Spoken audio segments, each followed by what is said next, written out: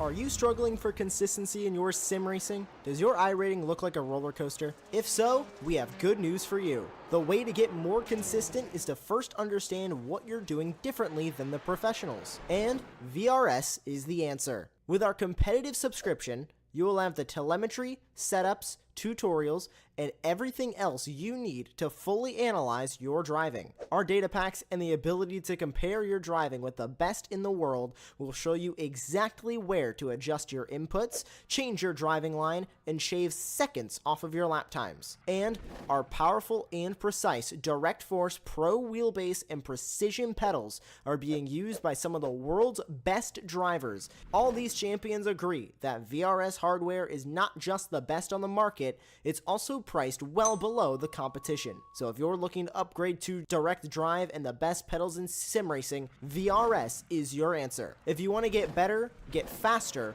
and make it happen sooner rather than later, you owe it to yourself to find out why so many people are switching to VRS. You'll be so glad that you did. Visit www.virtualracingschool.com and learn why the best use VRS.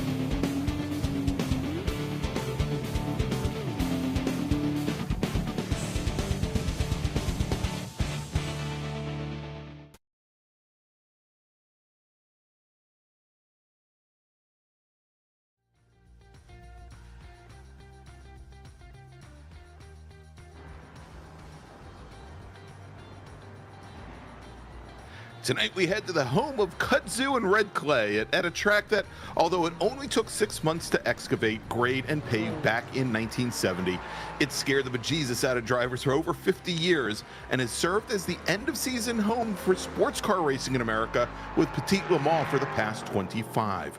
From its decreasing radius downhill S's to the long draftable back straight and onto the towering final corner that is, oddly enough, the very first thing you see, taunting you as you enter the front gate of this facility. It's the iconic American road course, Michelin Raceway Road Atlanta. Welcome everyone to the penultimate round, round number 6 of the Extreme Motorsports Ricmotech Sports Car Series, presented by Performa Elite here on Apex Racing TV. I'm Greg Ginsburg, and joining me in the announce booth, as always, is Larry Lefty McLeod with director extraordinaire John Grabowski working behind the scenes to give you all the best views of tonight's action. And so, good evening, Larry, and welcome back to the home of that red Georgia clay, where our championship battles are really starting to heat up with just 2 races left to run here in Season 5 of the Sports Car Series. Yeah, how appropriate. We're heading to the land of Hotlanta for the heating up part of our season, because Yes. it is. We've got just tonight and one more round to go, decide our champions, and you can already see these qualifying times are tight. It is going to be insane here tonight with these 3 classes, 2 different types of cars, mixing it up and trying to decide who can go down those S's faster than the other. And I have a feeling those LMP3s can do it just a little bit faster than a GT4. Maybe we'll slightly. see if they can. We'll see if they can do it side by side. Why not? Why not? It should be a good time tonight. Certainly. Yeah, it definitely should, Larry. And let's do this. I know it's a little bit early on, but why don't we turn things over to Kevin Ford. He is going to give us tonight's track guide of Michelin Raceway Road Atlanta. Welcome, everyone, to Road Atlanta, located here in Braselton, Georgia, just outside of Atlanta.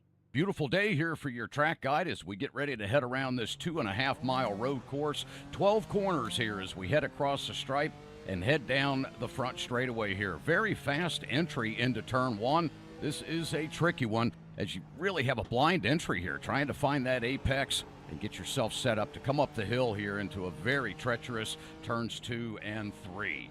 Back to the left and then right back to the right again, taking a little bit of curb here. We're going to head back to the left and head down into the famous S's here at Road Atlanta. Very fast section. Got to be real careful through this area here. Want to place that car just right as when you enter up into turn 5 here, get back to throttle, use up every bit of that exit to get as much speed as we can heading down this next straightaway here towards turn 6. Want to get down to the apex here, little short shoot up to 7. This is a double right-hander. This will lead us out onto the big, long backstretch here at Road Atlanta, and this is where you really want to get a good launch here. Maximize that speed down this straightaway. This is certainly one of the biggest overtaking opportunities here as we come around that slight left of turn 8. This will take us down to a slight right of turn 9. Not a real straight straightaway, if you will, but it is a long one and a very fast one. Here we go, down into a heavy brake zone of turns 10A and 10B. Back to the right for B, and then up the hill underneath the famous bridge here, and then we'll head back down this very fast drop-off that takes you down to the front straightaway here and across the stripe. There you go. There's your track guide for beautiful Road Atlanta. Thank you for being with us.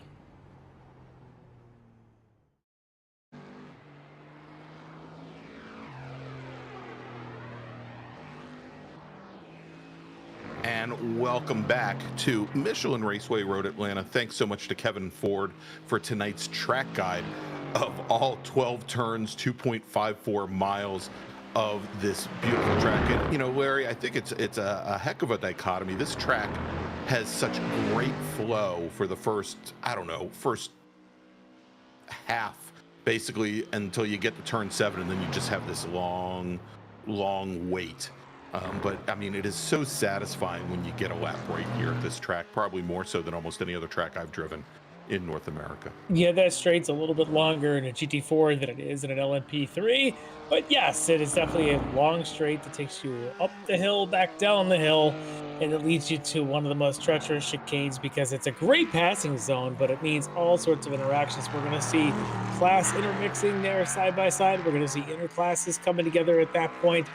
We may even see a race decided on that corner right at the end, and I think that's what makes this place so special because it can be so dramatic as races unfold here, and it is still narrow. This is not the widest track. This is not the not exactly Le Mans or even Sebring when it comes to multi-class racing. No. So I think we're gonna have a lot of folks, and obviously they do it here in real life, but we're gonna see tonight how well these two bunches can get that done. That's right. They do it in the light and they do it in the dark, and somehow manage to usually make it work. Maybe towards the end of this year's Petite was an outlier. But Larry, we've got qualifying underway now, and our drivers are starting to set their first flying laps. Let's take a quick look here so you can, so our viewers can pick out the 3 different classes that we have running. As you mentioned, we've got the LMP3 Legers running, then we've got our GT4 cars with 2 classes in GT4. Obviously, the LMP3 machines here, as we're watching Baron Glover, pretty easy to pick out. They've got the orange mirrors and then black windshield banners. And then in GT4, we've got our 2 different classes. We've got our Pro class and we've got our AM class. We've got, for example, our pros like Kevin Ford here driving the number 32 BMW. All the pro drivers, they're going to have red number boards on the sides of their cars, red mirrors and windshield banners and end plates on their wings, yada, yada. That is how you'll pick them out. And then we've got our AM category drivers in GT4, and they've got the green number boards, green mirrors, windshield banners, and end plates on their wings, much like Alex Brown here, driving his Canadian Mercedes down the long back straight here at Michelin Raceway. Yep, and then I'll see, of course, we got our ticker on the screen matching all of that, including our very fast LMP3s that right now Mike Dam and Orion Racing is sitting on that provisional pole after just his first lap. Teammate Schwenke just less than a 10, 60 foul behind Mike.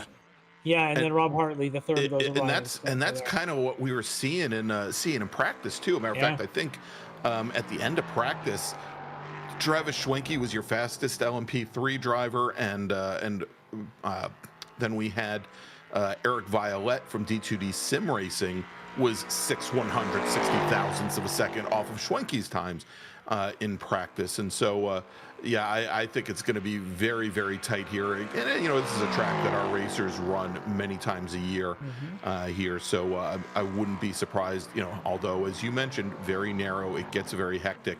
And I think that's probably the biggest challenge that these racers are going to have. All right, so let's take a quick look as our drivers, they are out on their 15-minute qualifying session.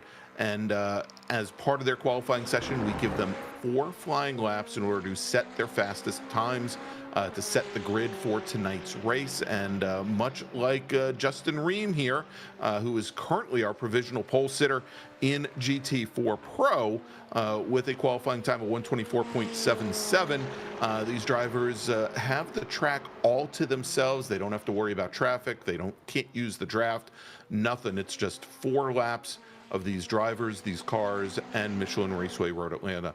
So let's do this, Larry. Let's take a quick look back at our last round 2 weeks ago. That was I believe our sole round off of North America. We went to Donington Park, went to the UK, and in our GT4 AM category, Leo Dragota took the win with his teammate Lucas finishing second. Ian Patience for the Wrong Stuff finishing third. The 2 Dragota brothers running for Rennsport Racing.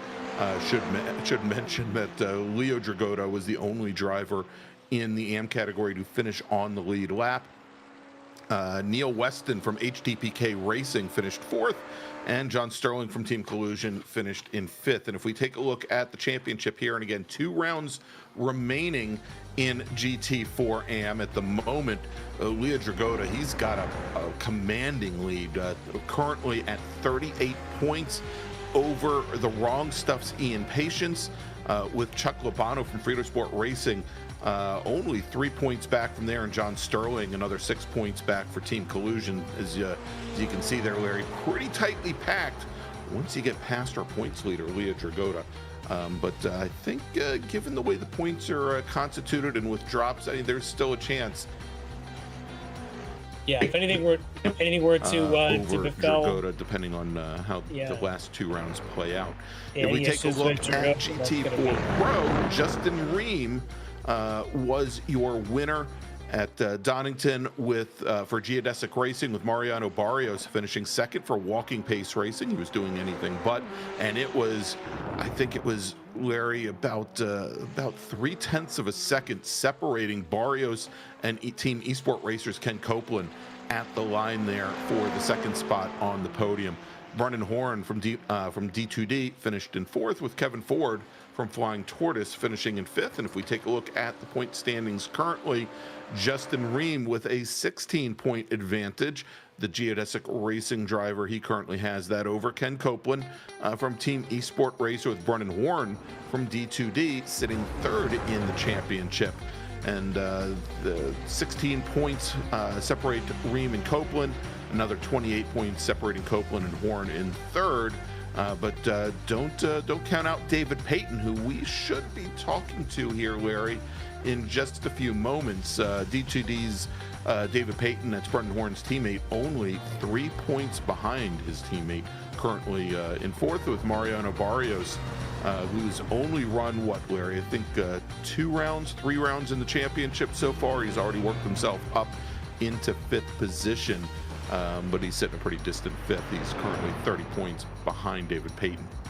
Yeah, he's certainly a contender in the race tonight for sure. All right, so let's look over at LMP3, where Travis Schwenke took the win with Eric Violette coming in second. And, Larry, it's, I think, taken Violette, a good 4. It took him about 4 rounds to really come to grips with and be able to put a full race together in that LMP3 car. But he's had 2 podium finishes in a row for D2D. Mike Dam from Orion Racing finished in 3rd, with Kyle Strikers finishing in 4th.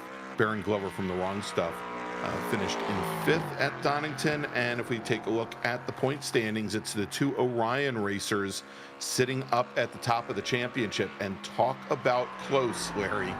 2 points separate these drivers coming into the penultimate round here tonight at Michelin Raceway. Kyle Strikers is sitting 3rd in the championship, with Eric Violette sitting 4th, Michael Brooks 5th. Yeah, very, very tight at the top. Travis Schwenke and Mike Dam there. Just those two little points there between them now with just 2 rounds to go. This is getting tight. And of course, Strikers and Violet, as you mentioned, just a point or 2 apart there. So very, very close stuff. But I think we've got one of our competitors here in for his pre-race interview. All right, let's talk to him. David Payton from D2D Sim Racing, driver of the number 64 machine, here to talk with us now. All right, David Payton's joined us here. And David, you get yourself qualified here for Atlanta tonight. But tell me a little bit coming in. Are you optimistic for tonight? Are you thinking maybe you got a shot at a season podium here soon?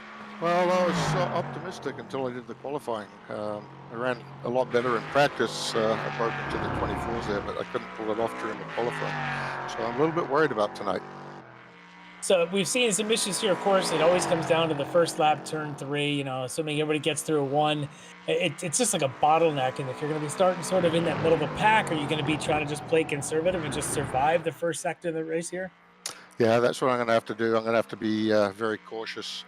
I'm chasing down Brennan for the last step on the podium there. He's only 3 points ahead of me right now, even though he's my teammate. That's who I'm looking. That's who I'm looking to beat tonight. So, are you handing out team orders based on that tonight? Well, I was helping him with his setup, so I don't know.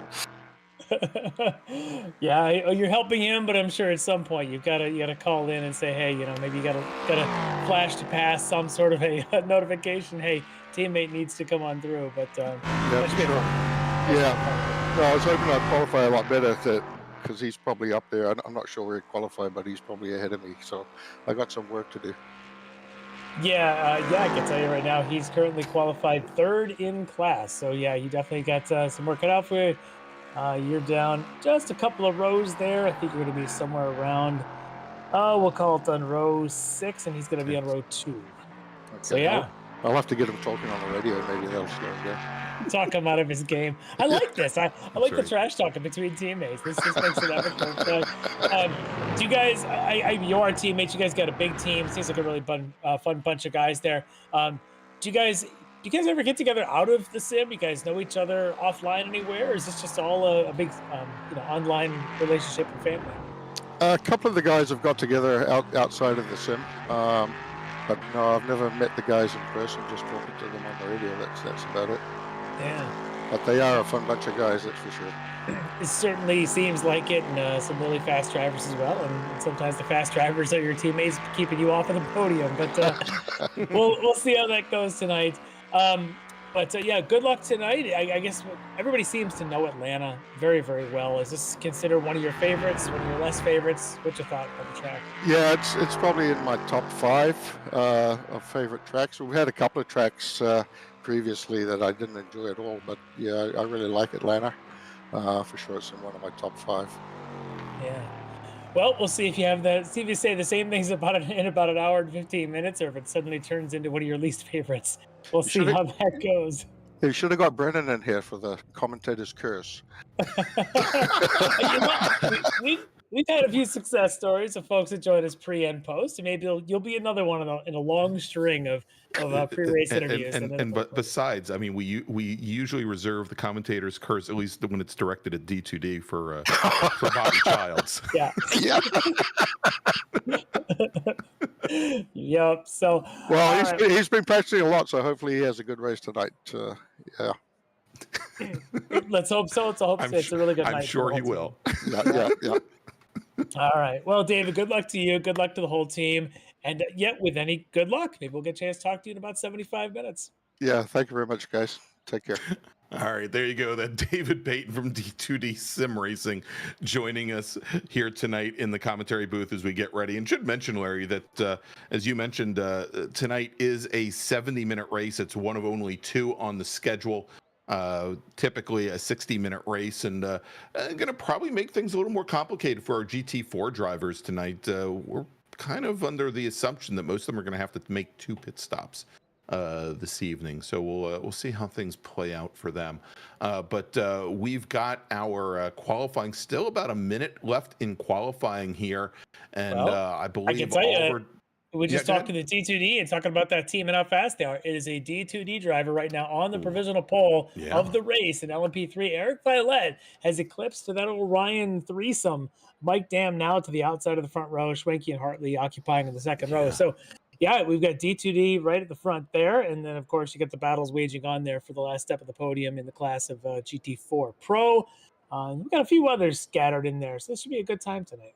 It should. Hey, look, I said that Eric Violet, it was finally starting to come to him here after some struggles in the car early on, and he's had a real strong tail of the season. So we'll see how things play out for him this evening. And as we take a look here in Pro with we're going to bring the grid up here in just a moment, but Justin Ream has taken 4 out of the 5 wins so far, with Ken Copeland, our only other race winner, and they're going to be starting on the front row of GT4 together.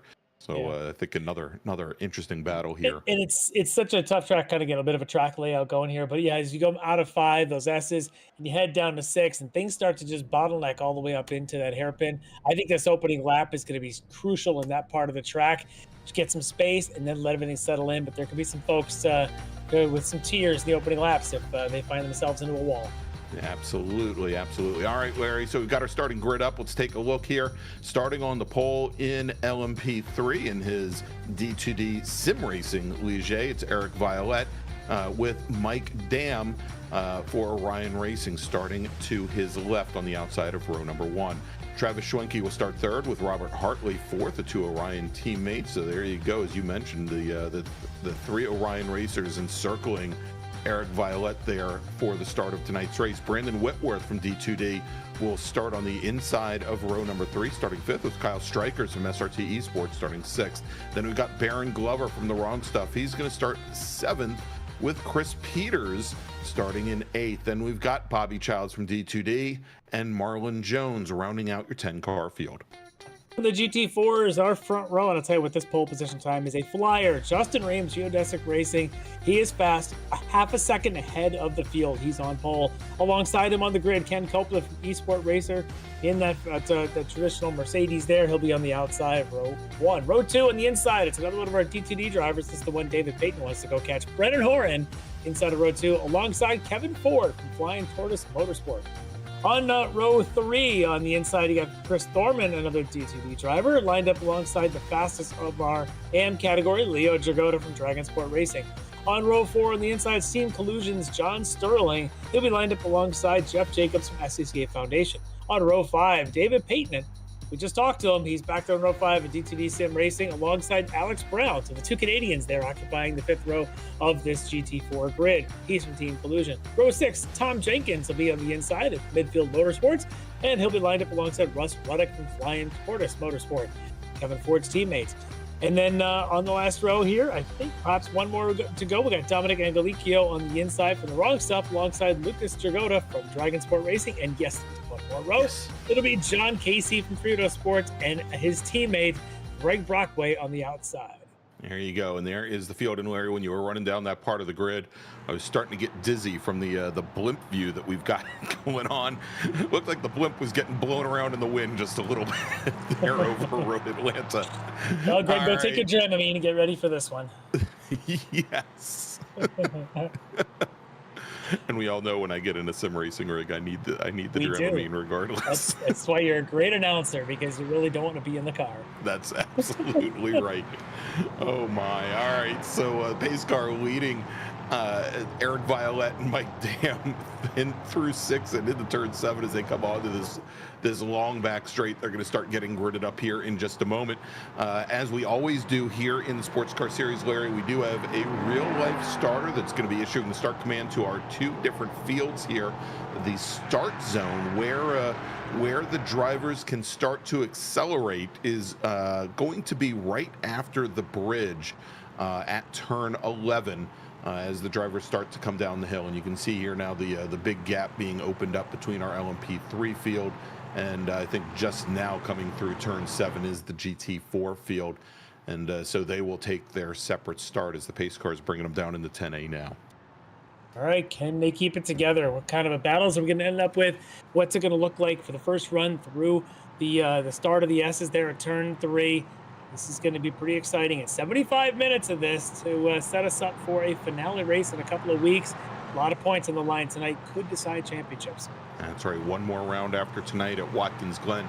But first, 75 minutes here at Michelin Raceway Road, Atlanta, where the pace car is on the pit lane and green flag is in the air as Eric Violette jumps out to an early lead over Mike Dam, comes right across his nose to set up for turn 1 the very first time, and it's going to be Violette by Dam, then Schwenke, then Hartley, Brendan Whitworth from D2D, and Chris Peters, Kyle Stryker side by side as they come up to the top of the hill.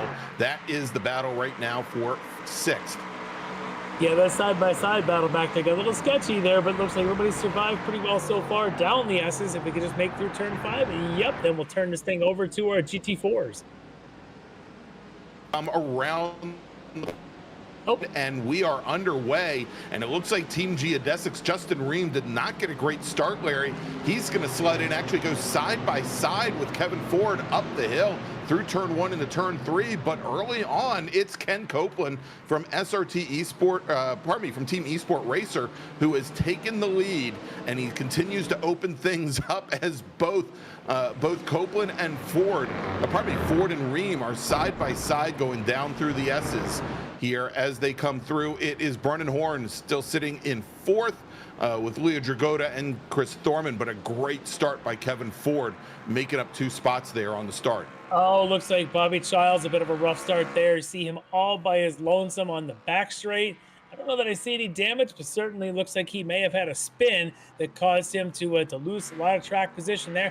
But I'll tell you what, that opening of the GT4s looked like they were ganging up on Justin Ream. But let's take a look at this replay of Bobby, and then we'll get to the GT4 story in a second. So here's Bobby then with the crowd coming down through the S's. He's right alongside the wrong stuff entry in front of him. And through turn 5, rides the curbs, and around he goes. Yeah, he just caught way too much curbing there, I think, Larry, and it put him off. And I hate to say it, but you know, there's the commentator's curse. Yeah, there it is. Alive. You called it. Bobby would be the one to suffer it, and it wasn't David. So David should be in the clear. So let's take a flashback now as Ream still stuck between Kevin Ford and Brendan Horn. I tell you, they're just ganging up on him in that opening lap. Ream just got bum rushed down the front straight. Next thing you know, Kevin Ford's around. Of course, Copeland's around him, and Copeland's got to be loving this. Yeah, and you know, Larry, I don't know if it's that Ream just stuck to that 45 miles per hour or so pace car pace coming down the hill, but he just didn't accelerate at all. Maybe he was stuck in the wrong gear. Don't know what the story is there. His Brendan Horn gives him a bit of a tap coming out of turn 5. Ream gets very loose as they make the run down to 6. Yeah, really struggling, I think, in these cold tires there. That looked really sketchy, and now these two are coming together, going up into 7. Ream just struggled. He struggled out of 5, and I think that was why Horn got in. Didn't expect Justin to be that slow. Justin clearly has been the class of the field in this thing all season long, and to see him struggle in the opening lap here is really uncharacteristic.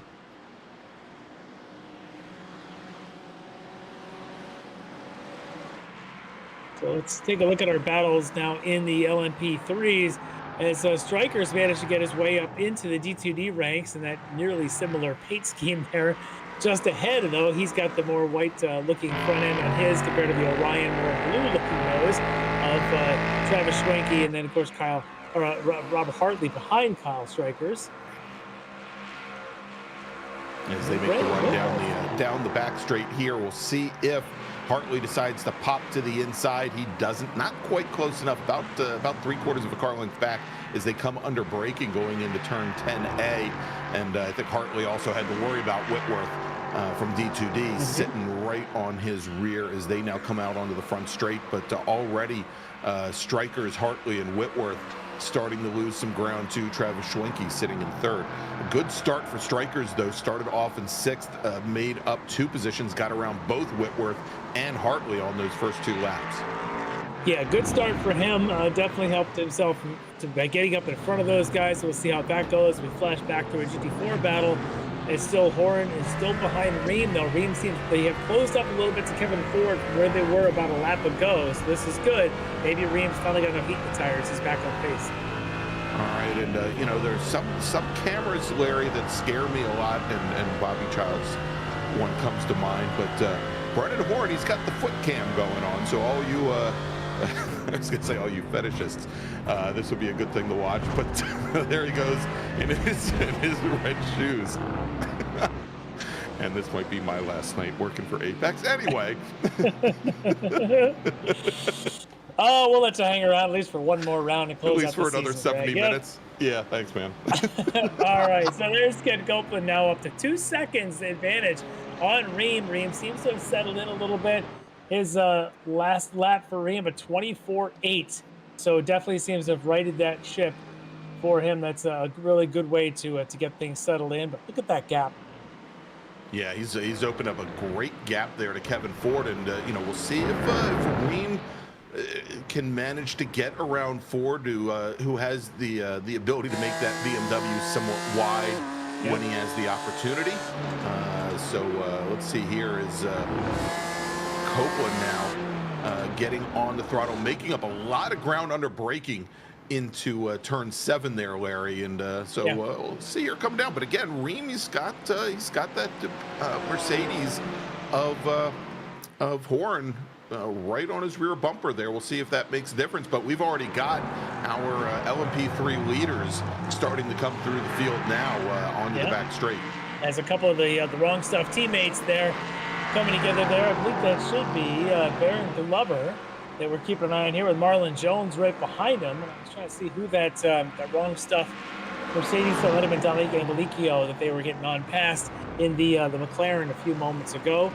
And that looks like perhaps a Tom Jenkins in that shot there. So a lot already intercomings together between the LMP3s and the GT4s. But this little battle of Glover and Jones, pretty solid when heating up, is this one of Strikers and Rob Hartley right behind them. Oh, and they're coming up on one of our on David Payton right now as they go down into the S's, and Payton from D2D ends up slotted right in between the two Ligiers as they start to come down the hill.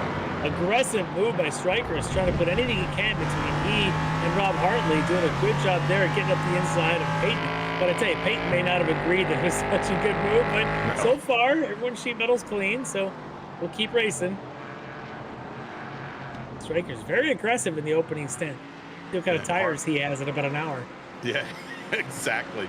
As Hartley takes a couple of the Mercedes coming into turn 7 as well, and I think these GT4 drivers being awfully generous with the amount of room they're giving coming out of turn 7. Look at that Atlanta suburban traffic going on right there.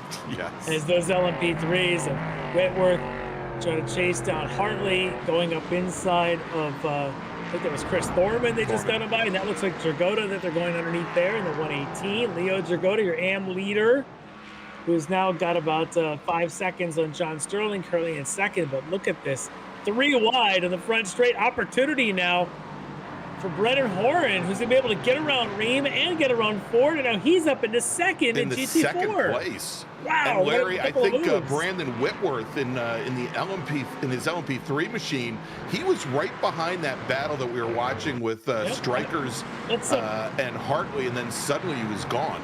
Catch a replay of how this all works out here. As there goes the spin from Whitworth. He gets tagged by one of the D2D cars, and he's stopped in the middle of the track. And we've got chaos under the bridge. Absolute chaos. And out of all that, it's Brennan Horan leading the second train here. Now 4.5 seconds behind Ken Copeland, your leader. But Brennan Horan, opportunity is definitely knocking for him. I'm not so sure that that's what his teammate David Payton wanted to see for points, but it's a teammate, so he can't be too disappointed. No, terrible. Not so much. Although there was a lot to unpack there that's D2D related in that last sequence, Larry, because the other machine that got into Eric Violet, that was Chris Thorman in the number 60 Aston Martin, and from the looks of it, he may have exited the system. I'm trying to. He may have. So let's get an eye on this one. So that should be coming into. That should be Thorman right there. He comes out, and it's just, oh, that's on board with Peyton, as Thorman's already gone there, and you can see down the exit, down the old motorcycle track, as you've got Jacobs. Jacobs decided he was driving a Gixxer 1000 or something, and just took to the motorcycle version of turn 12. Yep. All right. Well, so now we've got Justin Reed, your points leader, still behind Kevin Ford. Right behind him, your AM leader, Leo Jagoda. And there still are these LMP3s trying to get between them. We had seen Brandon Whitworth trying to go by. That right there, I think, might be Marlon Jones going through. Yep, that's Marlon. Just snaking his way down inside of turn 6. Now he's going to wait until he gets through 7. Look how tight this grouping is. And that's your AM leader, Leo Jagoda, running right there with the rest of the front of the top 4. Right with Reed. Yeah, exactly. Your points leaders in Pro and Am are next to each other on the track right now, and one of them's leading his class, the other isn't. And Violet right now just controlling this race from the front, the LMP3. He seems to be the only one who doesn't see chaos in front of him, because everything behind him is just an absolute wake of chaos. Look at those lap times, though. 14.9s already at this part of the race. 8 laps in. That's some serious speed. And Larry, we had Chris Peters bring his LMP3 machine onto the pit lane. And he's been there for almost a minute and a half now. I don't know if he's got some issues. I don't believe he went off track prior to coming in. He may be running an alternate fuel strategy compared to everybody else and short filled at the start, but we'll have to see. We'll see if John can find a replay of that. Otherwise, perhaps we do see sometimes sim issues too for drivers if they have to be able to come in. But all right, let's flash back here. This is Lucas Jagoda chasing down Russ Ruddock, the Flying Tortoise, and the Dragonsport teammates here, mixing it up. Now, of course, these two have teammates running at the front between Kevin Ford and Leo Jagoda, both running in that front 5. But a good shot right now at the back of Russ Ruddock, looking at the front of an Aston Martin with Lucas Jagoda. We'll see if these two, again, they're both running in the AM category, 5th and 6th place right now. That's right. And so Lucas finishing 2nd at Donington a week ago, currently a little bit further back than he hoped to be, running in 6th in the AM category. And as you mentioned, following Russ Ruddock in the number 95 machine down. Let's jump back over to GTP as we're looking now at Baron Glover and Brandon Whitworth. So Whitworth, after that spin, he is back underway, did not even take to the pit lane, so not a lot of damage there. And that is the battle right now for 6th. Yeah, it's a pretty good battle here. Whitworth, we'll see what kind of pace he has, as he did start this race in front of Glover, so he could have more pace. But we're going to see if perhaps is going down this back straight, if that's going to be the opportunity for Glover when they get there. Coming off of turn 7, it's very tight, nearly hairpin, just a little tighter than a 90, leading you on to the longest straightaway on the track. And let's see if Whitworth's got any sort of draft to try and make a pass, make a move. And which side does Glover make him go? Does he force him to go the long way to the right? Look at the draft, you can see it.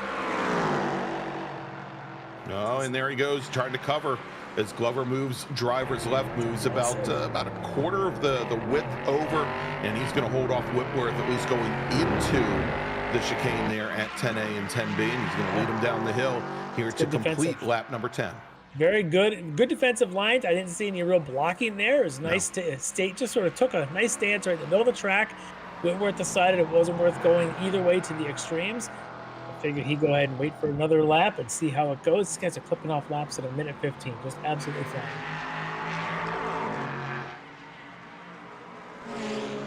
All right, let's jump back over, Larry, here for the battle now for what is the third step on the podium is Kevin Ford and Justin Ream. Ream, our pole sitter here in GT4 Pro this evening, still trying to find a way around the number 32 BMW as they start lap number 10 here. And Ream's, I mean, the car certainly looks a lot more stable now. A couple laps in that he's maybe gotten a handle of the cold tires, but you know, he may be using Kevin Ford to pull him down some of these straights as well, though obviously here with a little more pace coming through 5. Well, I wonder if the McLaren doesn't quite have the legs of the BMW, and maybe he can outbrake him like he might just be about to demonstrate for us on the inside of 6. He's got position. Can he hold it going into 7?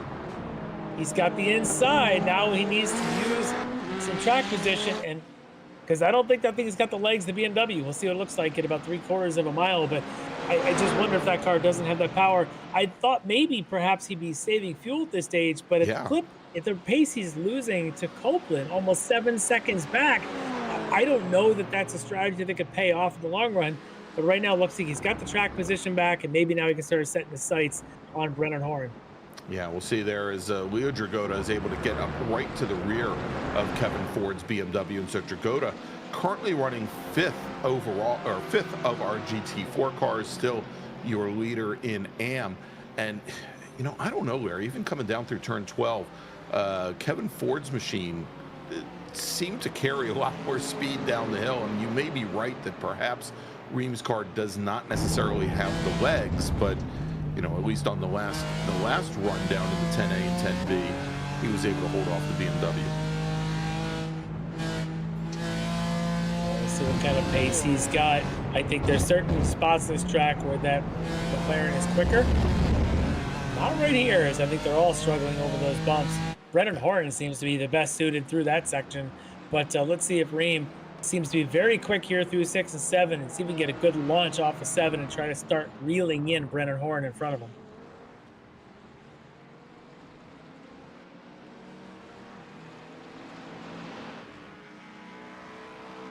All right, speaking about Dragotas, Larry, let's jump back to that battle. Oh, this is going to get interesting. Oh no! Yeah, there goes Ruddick into the wall.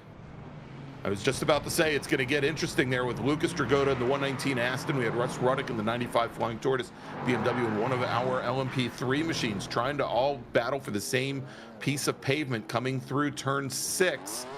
And obviously Ruddick there got the worst of it. Let's take a look. Yeah, quick replay here as Dragota and Ruddick now don't even know what's coming up behind them. As look at this on the outside, and it looks like you know, for a minute there, I thought perhaps it was all going to work out clean, but it didn't work out that way for Ruddick as he ends up on the inside of that wall, and a little bit of front end reconstruction going on his BMW. Still looks better than a GT3 with BMW. Exactly. Yeah.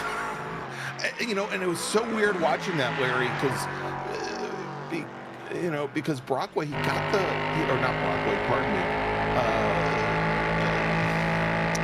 Because Ruddick, he got the car rotated really well at turn 6, and he got the car all the way to the inside, and then the car just started to track out, and I think maybe he thought that LMP3 was going to be clear of him, and it just wasn't at that point.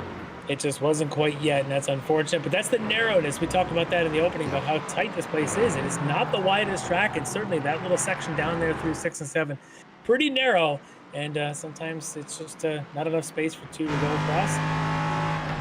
One has to lose out. So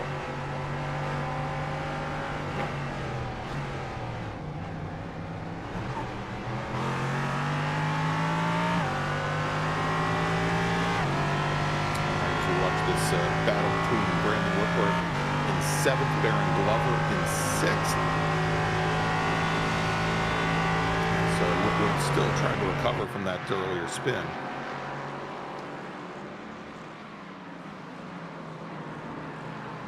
And interesting that time, you know, Larry, as opposed to a couple laps ago, you know, Glover didn't make any moves to defend, didn't move the car to the left even just a little bit, and it's as if he knows that Whitworth isn't gonna attempt anything.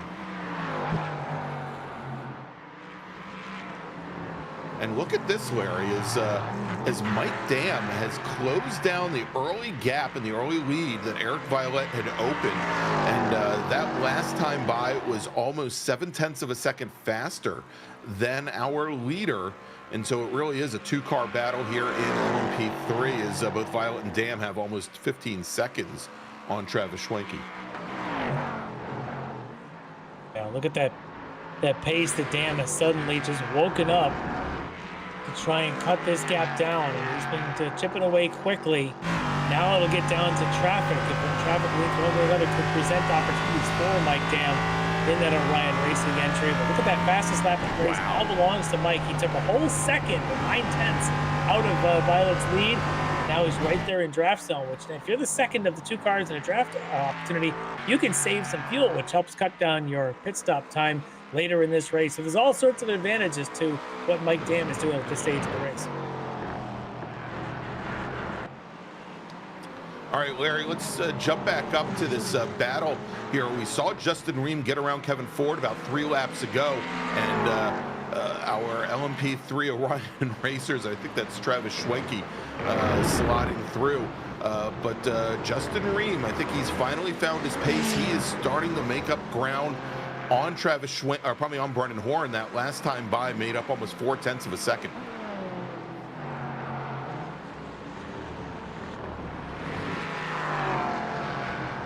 So Brandon Whitworth now having gotten past Baron Glover, making his way through the field here. Let me catch a quick replay on that pass. Here they are, Glover with Whitworth and Jeff Jacobs right there in the mix.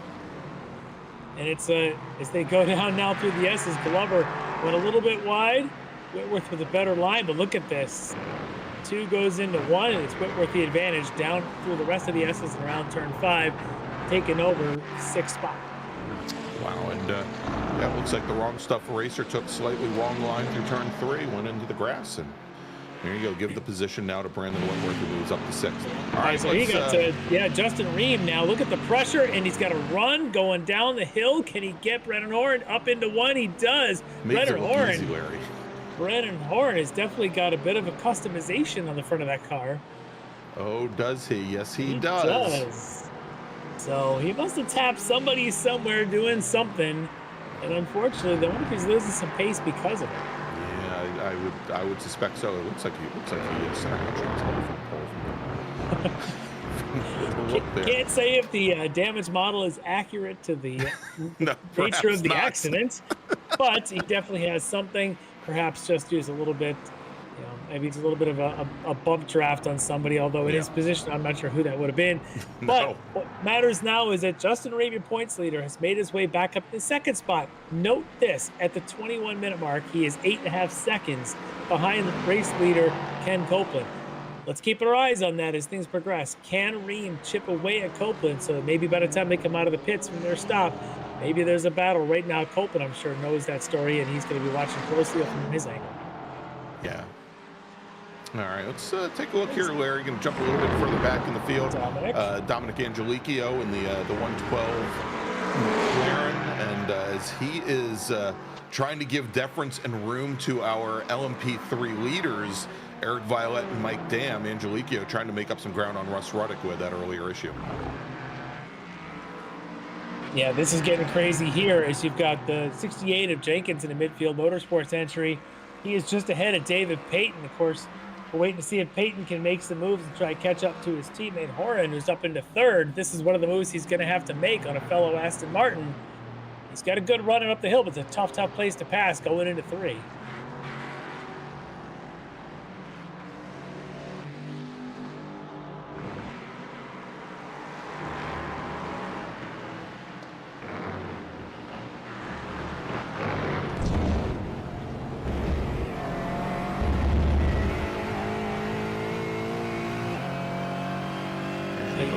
Very good runs with the S's.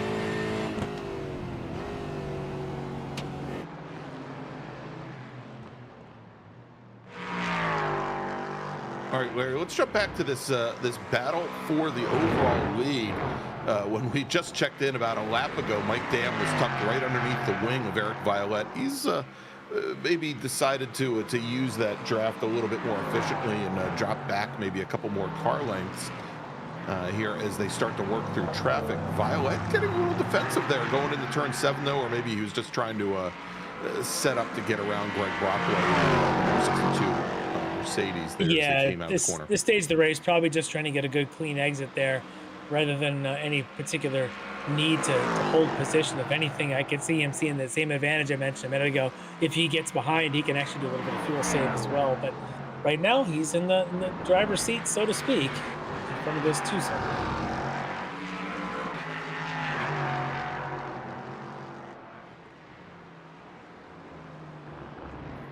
Hey, look, there's our leader in GT4, Larry. Yes, there he is, all by himself in that Mercedes, literally by himself. There's not an ounce of traffic anywhere near him. He's got now 9.5, 9.7, 9.8 seconds on Justin Ream, and it was just over 8 seconds when Ream was able to take over second spot. I'll tell you, Copeland came to play tonight. Maybe he just underplayed his qualifying position. Maybe he knew that being on that spot on the grid was going to be advantageous to him. Whatever it was, he just took off from the green flag. He's certainly taken advantage of it. Yeah, for sure. He has not been heard from since by anybody in GT4s. You know, Larry, and as I've been watching the lap times here, he is certainly not backing down. You know, if he's doing a kind of lift and coast to try and save fuel, it's not showing. He's still running almost a full second faster than Justin Ream. This last lap was a full second. The previous lap, I think, was around 0.6 of a second. Well, hey, there you go. And you can pick it up there. With the exception of Ream making up 0.4 2 laps ago, Copeland continues to expand his advantage. All right, so let's move to this battle. Still, Peyton still trying to get around Jenkins. Not able to yet. He's battling. It's two different classes, of course, based on, as you described, the red window banners and mirror colors compared to the green. The green. The race leaders going on by. There's Eric Violet trying to go to the inside of this battle and put a couple of cards between he and Mike Dam, and he does for the moment. Yeah, Dam's going to get caught there coming into turn 5. I was going to mention that there's Jeff Jacobs in the SDCA Foundation BMW. He was starting to make up some ground on Peyton there, and that is a battle for position in class, as Jacobs is running 6th to Peyton's 5th. And that last time by, Jacobs in his battling with the midfield motorsports car allowed him to give up almost 7/10 to Jeff Jacobs. All right, keep our eyes on that as he's in this battle now, as all three of them just kind of cinching up between the BMW and the two Aston Martins. All three different teams. Two of those from the pro category, one from the AM, and it's the AM leading the train right now. Until he gets defensive while Peyton goes and gets some dirt, and no, it's going to end in tears for two of them. Oh, looks like Jacobs was able to keep it off the wall, though, Larry. I don't know that he did. Let's see what that BMW looks like. He gets around. I don't think he kept it off the wall. I think both he and Peyton found a white concrete barrier, and it looked like only Jenkins was able to survive that. But look at that. He come down the hill. Watch the left side of Peyton. He catches dirt as he comes off the curbs there, right there, and that sends him into a slide. And uncontrollably, there you see. Maybe you're right. Maybe well, it definitely hits the wall on the left for Peyton, but yeah, well, I know Peyton definitely impacted the wall, but yeah. Jeff Jacobs may have survived that, but certainly didn't survive the spin and all that loss of time. So unfortunately, there he sits. Just you can look at the frustration on his face. Oh, yes, you can't see his face. Can't see his face. One more replay. Larry, I'm going to use that line the next time we go to Brennan Horn. You can see the frustration in his feet. Yep, this is Jeff Jacobs. You can see. I wonder if Jacobs just got lost at where he was, given too much room to the inside. I think he may have misjudged the outside.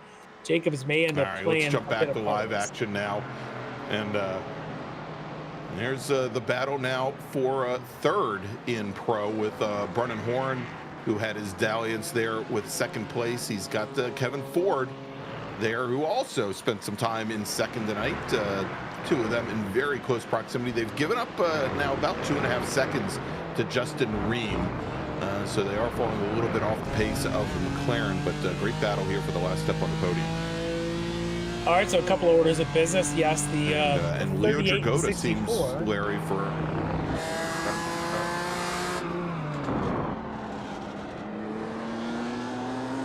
we may be forever losing behind this Greg. battle. Yep, we may be losing Greg's audio there, but yes, real quick, the 38 and 64 because that's Jeff Jacobs and David Peyton. They're going to be reviewed by the stewards. Already reviewed is the Lucas Dragotta, and I think it was also the Russ Ruddick incident with Travis Schwenke. Schwenke assessed a 10-second post-race penalty for his involvement.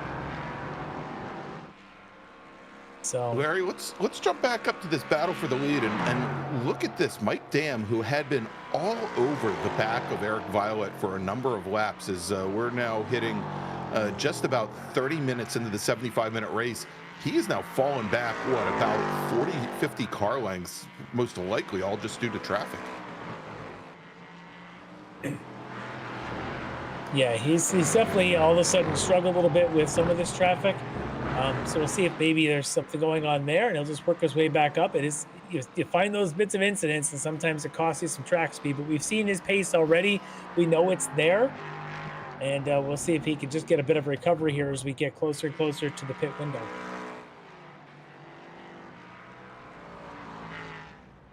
Speaking of the pits, there's Brennan Horan in from third in the pro category. His feet are getting a rest. I wonder if he had to use his feet kind of like Flintstone style to get the car woed down. It can't hurt, I'm sure. Look at the heels in his shoes. They're all worn out. His ruby red slippers. There's no place like home, I can tell you that. All right. So that looks like Kevin Ford still in his battle with Jagoda. This is your race leader in GT4. It's Ken Copeland into the pits. And Ream is going to follow him right into the pit lane, Larry, and that gap definitely starting to close down.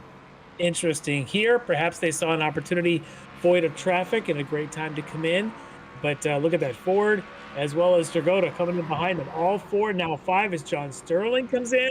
Look at this. It is getting crowded in the Atlanta pits.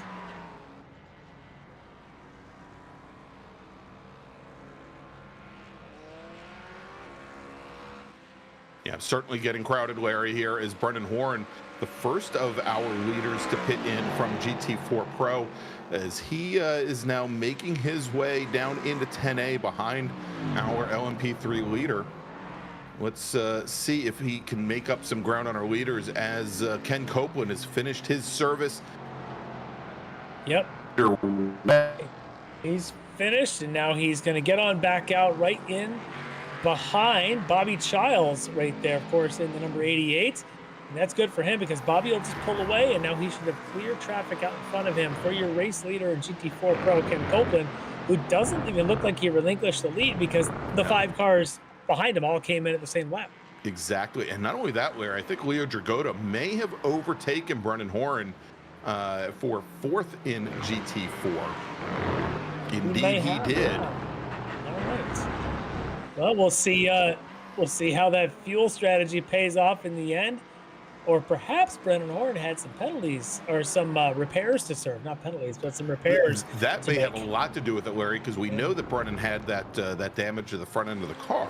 I think it's still there, but sometimes you can get a few extra seconds for some sort of straightening. Maybe they did. We'll see how that goes. But as it sits, your AM leader now is 4th overall in the field of GT4s. And he's only about a second or so behind 3rd place Kevin Ford. So keep your eye on Jagoda. Meanwhile, out in front, Copeland and Ream. Ream did peel a little bit back. It was about 9.5 seconds before the pits. Now it's 8.5.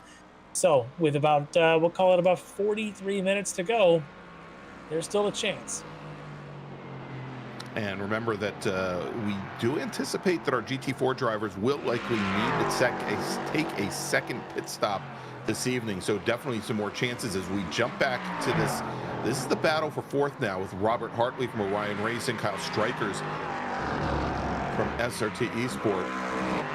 Well, I'm hearing rumors that perhaps one of our D2D entries who had a spin prior in the race may have crashed his way out. That's Bobby Childs, and I'm sure Jonathan's setting up a replay. There is Bobby right now. Slow coming down through the S's there, Larry. It's very, very slow with Kevin Ford coming up behind him. My guess is something around turn 3. Let's check out this replay. There he is coming down the S's already. And that is Russ Ruddick. Oh. And he has punted Russ Ruddick into oblivion. As, Ruddick looked like he was able to get that car back underway. Yeah. But Ruddick has just been a pinball for these LMP3 cars tonight. But definitely affecting Bobby Childs. We'll see what the stewards have to say about that. Well, I could assure you that Stubby just threw the remote control at the TV and all unhappy and displeased with Bobby's spin and contact there. Meanwhile, Strikers trying to chase down Hartley. Remember, early in this race, Strikers had gotten around Hartley. So Hartley now back to that 4th spot, but Strikers is trying to strike while the iron's hot. Trying to strikers while the iron is hot. Exactly, Larry. But a pump. I can't quite do the visual of the airplane joke. Striker, and he punches her. Yes. That'd be a much better joke. It just doesn't work. Oh, yes, it would. I tell the silly story. All right, but Strikers chasing Hartley. This is, again, for the 4th position in the LMP3s. Because right now it's Eric Violet, of course, out in front. Mike Dam, Travis Schwenke, Robert Hartley, all those Orion cars, 2, 3, and 4. The Strikers trying to break up that right now. All right, Larry, tell you what, we're sitting right up at the top of the hour here. Why don't we take a quick little break and thank some of our partners and sponsors. And when we come back, we'll take you all the way to the checkered flag in our 75-minute round number 7 of the Extreme Motorsports Ricmotech Sports Car Series presented by Performa Elite here on Apex Racing TV. We'll be right back.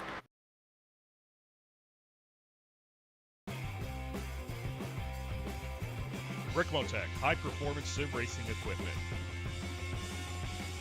Whether you're just looking to have fun, train for race day, or become a serious esports competitor, Ricmotech has you covered. Hundreds of name-brand parts. Support from experts that love sim racing. Trusted by the pros. There's only one place to go, Ricmotech.com.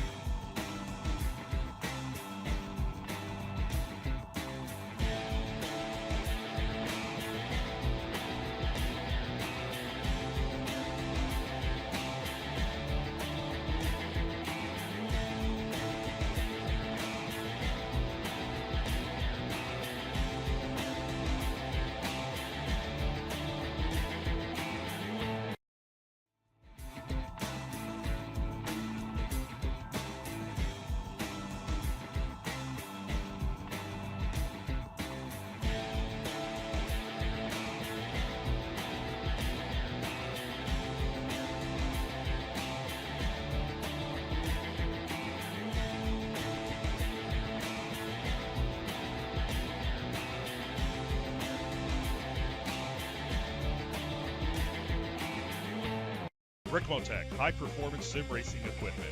There's only one place to go, Ricmotech.com. The search is over.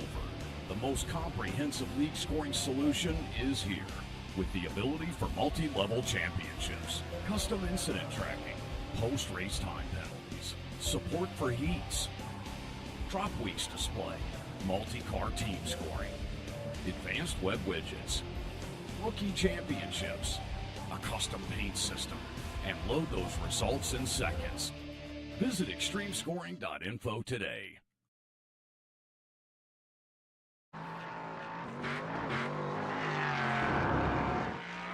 And welcome back to Michelin Raceway Road, Atlanta for round number 7 of the Extreme Motorsports Ricmotech Sports Car Series presented by Performa Elite. I'm Greg Ginsburg along with Larry Lefty McLeod. And Larry, we have now, I can't do simple math. Oh, we're just about halfway through the race. Well, and it got into a little bit of intensity there during the break as we had our overall race leader, Eric Violet, involved in an incident. There's Greg Brockway.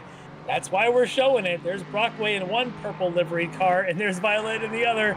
And it is purple on purple violence, and they come together. A warning has been issued to Eric Violet. There is no other penalty coming. Just a warning. Purple on purple violets? Is that what you said, or violence? Violet violence. Yes. Okay, gotcha. But no, if you watch the incident, he was flashing his lights, and I actually might almost say there's some net code there because for a moment they looked like they were clear, and then there was contact. Stewards felt like nothing deliberate here. Race on. Unfortunately for Brockway, he takes the hit further. And race leader Eric Violet continues to move on. So things developing. This place creates a whole lot of chaos sometimes.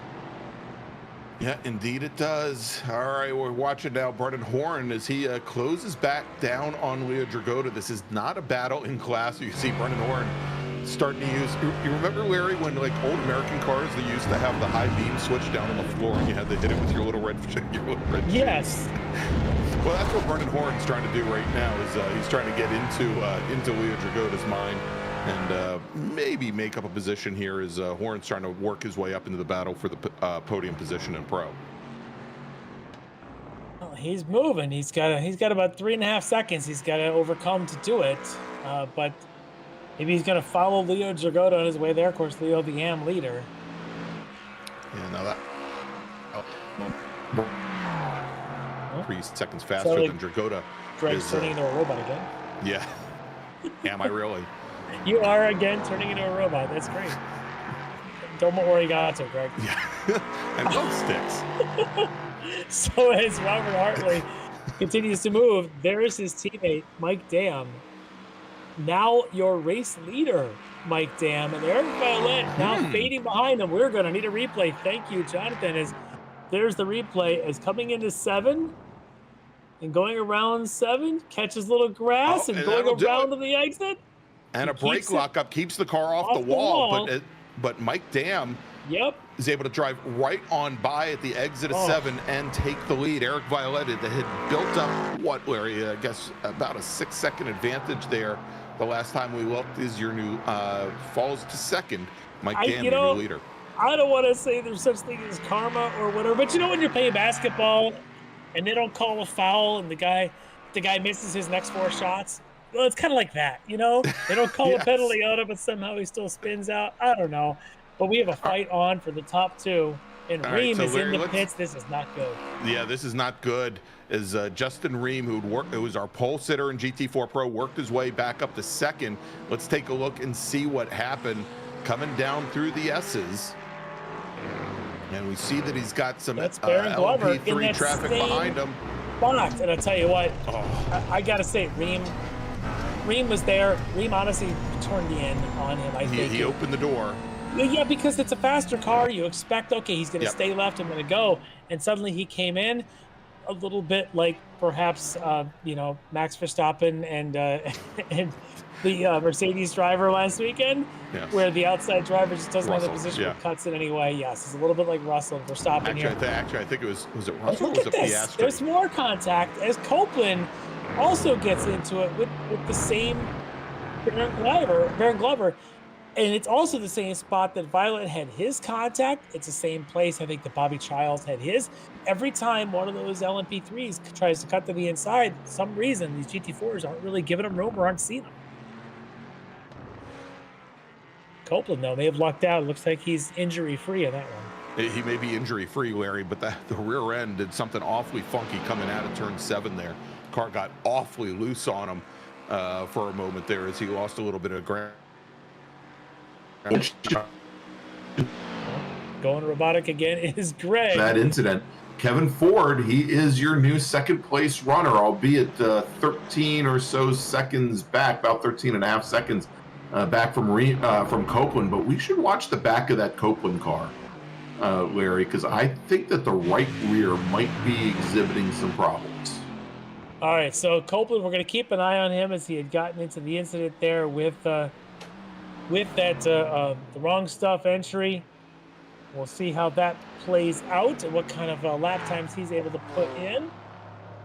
And now here comes our LMP3s. Dam and Violet, your leaders, are both in. They come in about a second apart, 1.8 or so.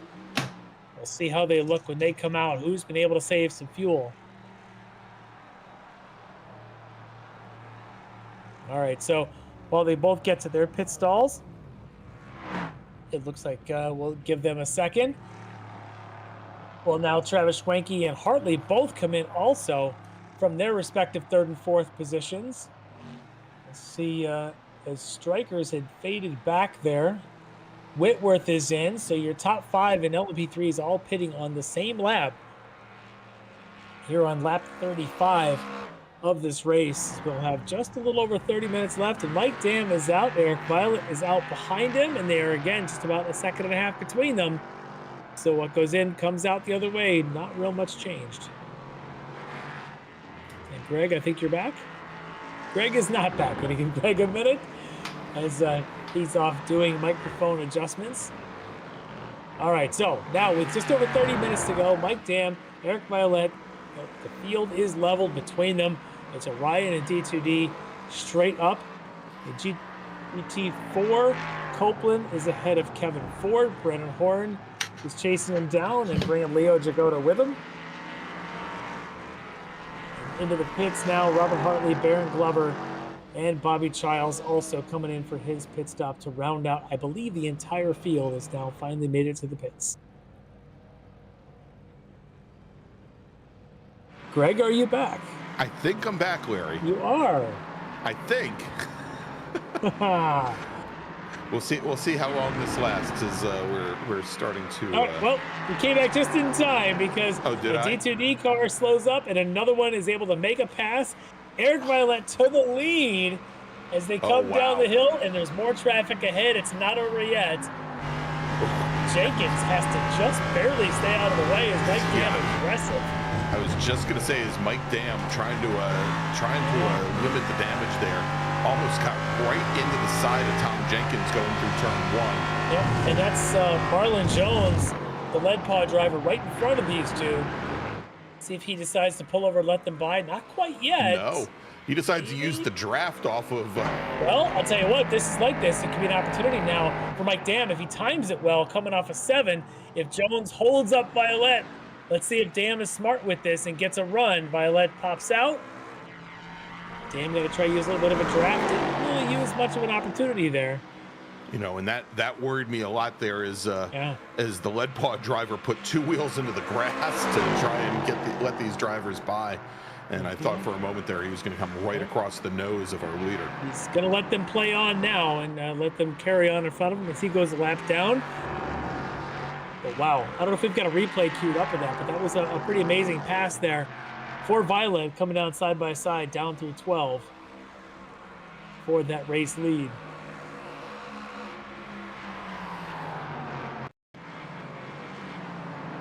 So they come in, Violet trailing, and as they come through the chicane, you can see that D2D driver, and I want to say that might have been, let's see who that was, Chris Thorman perhaps. Thorman. It was, yeah, I think that might be Thorman who kind of got held up there a little bit, and unfortunately for the Orion driver, the D2D of Thorman helps the D2D of Violet. Oh, look at this, Larry. Seems like nobody wants to be in second place in GT4 Pro. Don't tell me it's going down the S's again. And this is teammates. This is Ford. This is Ruddick. They are together. And Ruddick, we know, has been driven into twice. Oh. Yep, and that's self-induced for Kevin Ford. That's the bumpy exit. Let's get another angle of this one queued up because it looks like he was riding close. As we go on board now with Kevin, as they go down the S's, he's got to run. But watch the last one here. Hits a bump, gets to the outside, starts sliding, and the car just says, no, I'm turning left. Yep, and into the tire wall he goes, driver's off coming out of turn 5. Oh, that is heartbreaking. Oh. That now moves, Larry, Brennan Horn back to second. Yeah. And Jeff Jacobs, who's sitting 7 cars back, is now sitting 3rd in Pro. Yeah, this is just a crazy development, and it puts Leo Jagoda second overall in the GT4 field, leading in AM category. I'll tell you what, it's like the drummer in Spinal Tap. You don't really want to be sitting second in this class right now. No, it's not the place to be. Everybody that ends up at second has a big rep. Poof This is off. really how it's planned for. So Brennan Horn, you might want to look out, or Leo Jagoda. We'll see if they bring the curse with an alternative class driver holding that spot. Well, now we know why Ken Copeland wanted to be in the lead going into turn 1 on lap 1. And right behind Brennan Horn is his teammate Eric Violette coming charging on down with the battle of LMP3. That is the Jagoda of Leo Jagoda. He's going to have a mirror full of a couple of LMP3s in a second. And they'll catch him probably going up the hill through 1 into 3. This ought to be interesting. Here comes Violet. Looking out the back of Brennan Horn, or sorry, the back of Jagoda. Okay, so one goes by, the other goes by. crisis averted for the moment. For the moment, although Dragoda got awfully loose there up at the top of 3. Yeah, we got a little bit of a slide going on there, but right now he's about 3 seconds ahead of Brennan Horn, but in terms of in class competition, he's about 20 seconds ahead of John Sterling, and Tom Jenkins currently second and third there in the M category. But here, look at this. We've already seen this once tonight. Brockway and Violet. Do we see it again? No, no, no. But compromise on the exit there for Violet. Oh, no. Oh, Bobby. Every time we show Bobby, he's still going. It's good, but the reason we're showing him is not always good. Let's see how he does turn 1. Yep, he's fine coming out of turn 12. Drops wheels going into turn 1. Try and get over to that apron and pit out. Runs wide. Aim for the daylight at the crest of 2. Good job, Bobby. Look at that. Good recovery. And hits a couple of cones, but it's better than hitting any of that white concrete wall. Yep. All right, so Russ Ruddock now with a Jeff Jacobs right behind him. And Russ, I think, is, well, he's coming down the pit lane. This may be his second pit stop of the night, or he may have just decided that he's sick of being a pinball. Well, we'll see, because he may have some damage. He is the highest, I should say, the lowest positioned running car at the moment. David Payton is technically behind him and has recovered to the track, but we'll see how that plays out. As your leaders are together right now, there's Ken Copeland leading in GT Ford. Of course, your LMP3 leader is Violet Dam, whizzing on by with I think that's Dominique Angelicchio. Angelicchio, yeah. They're in that McLaren, about to get lapped by Ken Copeland. All right, as we've got 15 minutes left here from Michelin Raceway Road Atlanta, you're watching the battle for the leader, Violet and Mike Dam. Let's see if Dam's got something up his sleeve here. We saw him with some really good pace in about the second 10 minutes of this race to close things up, and then he faded a little bit before Violet had his spin. He's staying close here, but let's see if he's got something up his sleeve to maybe pull one out here in the last 20 minutes or so. They're running really good pace, right around that low 115, high 114s right now between them. You know, fastest lap of the race actually is a Eric Violet 14.0 quite a bit ago. So we'll see if Dam's got some 14s. Oh, and Violet had some issues at turn 5. He's going to lose a lot of speed on exit there, Larry. Yeah, you start rumbling with those curbs, and you're just dancing with the devil around that turn 5. See if he's got it together before they come off of 7. Yeah, looks like he has gathered it back up as they're coming up behind. I believe this is John Casey. I think you're right. In the 78 Mercedes. Casey should be just an innocent Casey by right at this now point. Up 10 spots with all the attrition here tonight. Casey's actually running 4th in AM currently, Larry. Yeah, doing a great job here tonight. Tonight's really turning into a feat of survival to be able to get to a podium. But to win your class, you've just got to be really fast. And right now, all 3 class leaders, throwing Mike Dam there is running there with his leader, are super fast here tonight. But this battle, that's Rob Hartley right behind Baron Glover, who's done a good job tonight despite being near and around a couple of other incidents. Glover, solid, currently 6th, but ahead of the perennial fast driver Rob Hartley. And it appears as though Russ Ruddock did complete his pit stop, Larry, and he is headed back out. Remember, we did say that most of the GT4 drivers were likely going to need to. Oh, no, Brennan Horn. Yeah, Brennan Horn, as you go back to robot mode, he's testing his steering coming down the hill into the turn 10 chicane. Let's get a replay of him.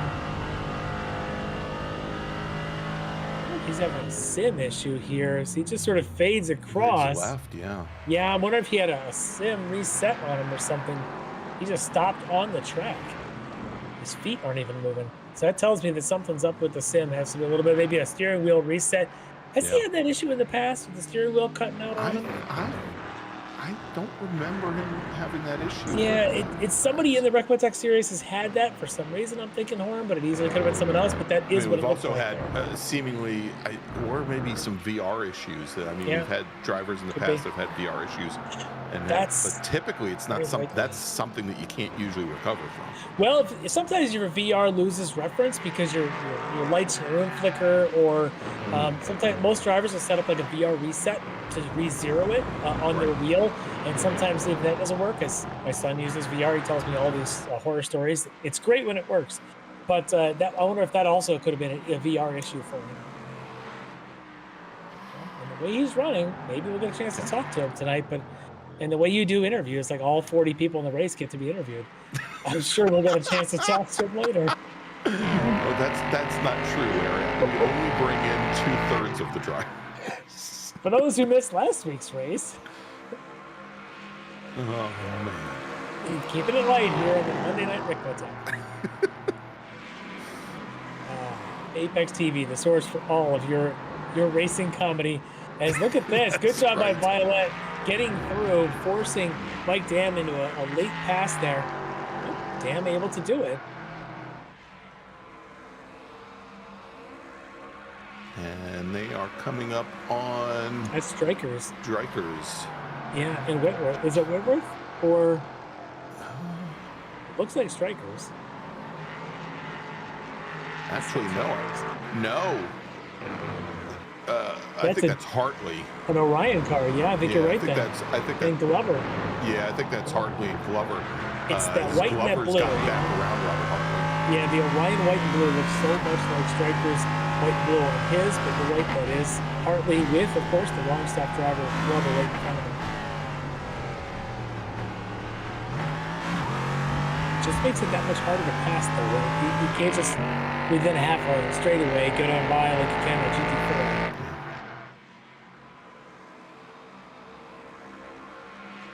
And is that Alex Brown there in the Mercedes? Let's see who that is. Or is that 67? Yeah, that's Alex Brown. okay. Brown currently running 8th and a half.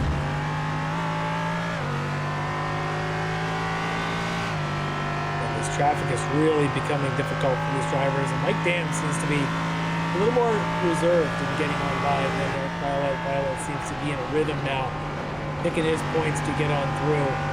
Dam not quite there yet. Maybe he will get more aggressive as the last 15 minutes now is upon us.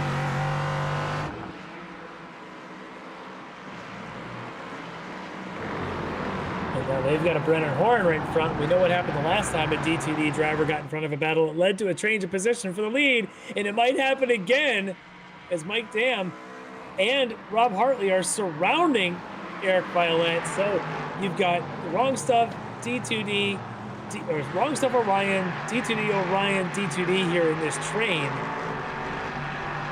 And for the Orion drivers, I'll tell you what, Mike Dam might be happy that he's got Rob Hartley possibly able to help him out here with this pass on Eric Violet. Possibly, but Dam did not get a good run out of turn 7, Larry. Matter of fact, you can see he's kind of dropped out of our shot there momentarily. There he is as he closes back down under braking and is able to pull right back up to the rear. But he definitely was a little weak coming out of 7.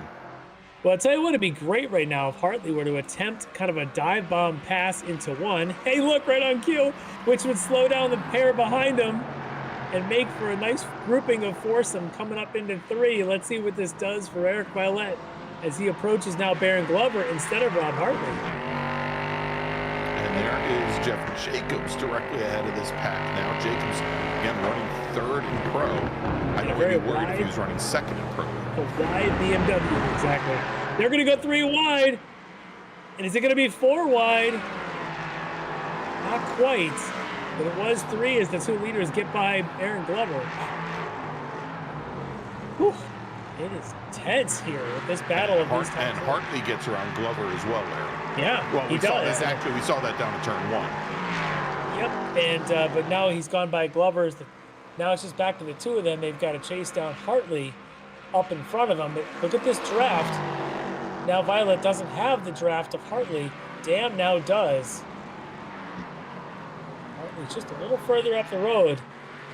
These sort of have to work to get to.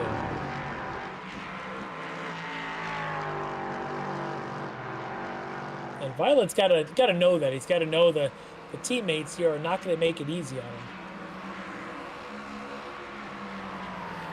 There's more traffic ahead, off in the grass on the left, though. Who is that?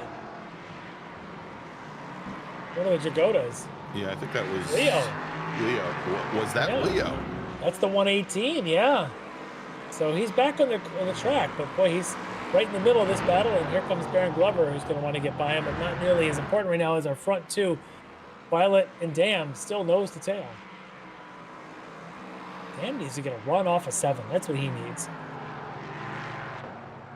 Just to test it. He doesn't even need to make the pass. He's just got to test it to make sure he can get the run.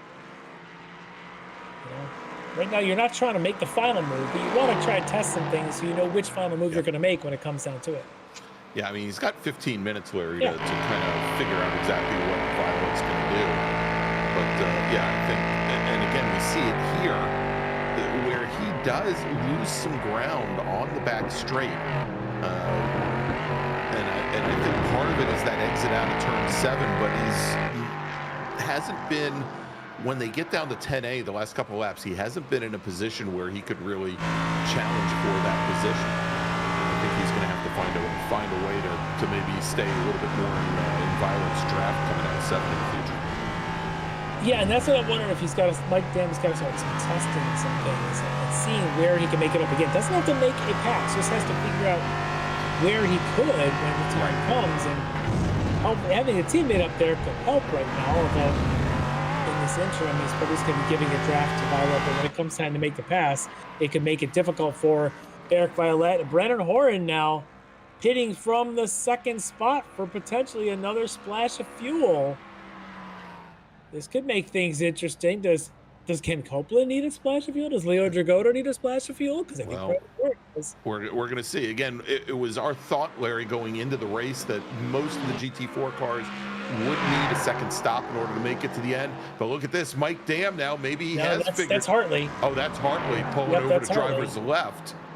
And hopefully Hartley stays out of the way of Dam. He does. So he doesn't make it difficult for Violet. I thought perhaps maybe he would, as now your race leaders in GT4 and LB3 are next to each other. Ken Copeland, who just wants to stay out of Rob Hartley's and Mike Dam's way. Is Violet able to get on by? It is an intense battle, though, with these guys. Dam now back almost 9/10. Wow, and Hartley taking a lot of curbing up at turn 3. For Violet, yeah. Violet, I mean. And now Leo Jagoda now pitting in for his second and final stop of the evening, or what should be his final stop of the evening, pitting in from the lead in GT4M. Again, should be a quick splash and go. Brennan Horn's stop was all of about 17 seconds. Let's see who else is up there. Yeah, John Sterling stopped twice. His second stop was only 15 seconds. As look at this. All right, so that's good. The top two get on by. Rob Hartley, of course, he's a little bit further down, a lap down from the leaders. He's just going to go on by. But now you've still got Brennan Horan out in front. So now it's not an Orion teammate that Violet has to worry about. It's a D2D teammate that he's got to make sure he gets on by. Maybe he could use him as a pick. We'll see here as they come, they're in close proximity coming underneath the Fox Factory Bridge and around turn 12. Question is, does Dam get to him? Does Dam get to him before turn 1? It looks like it's going to happen. I think he will. Yep.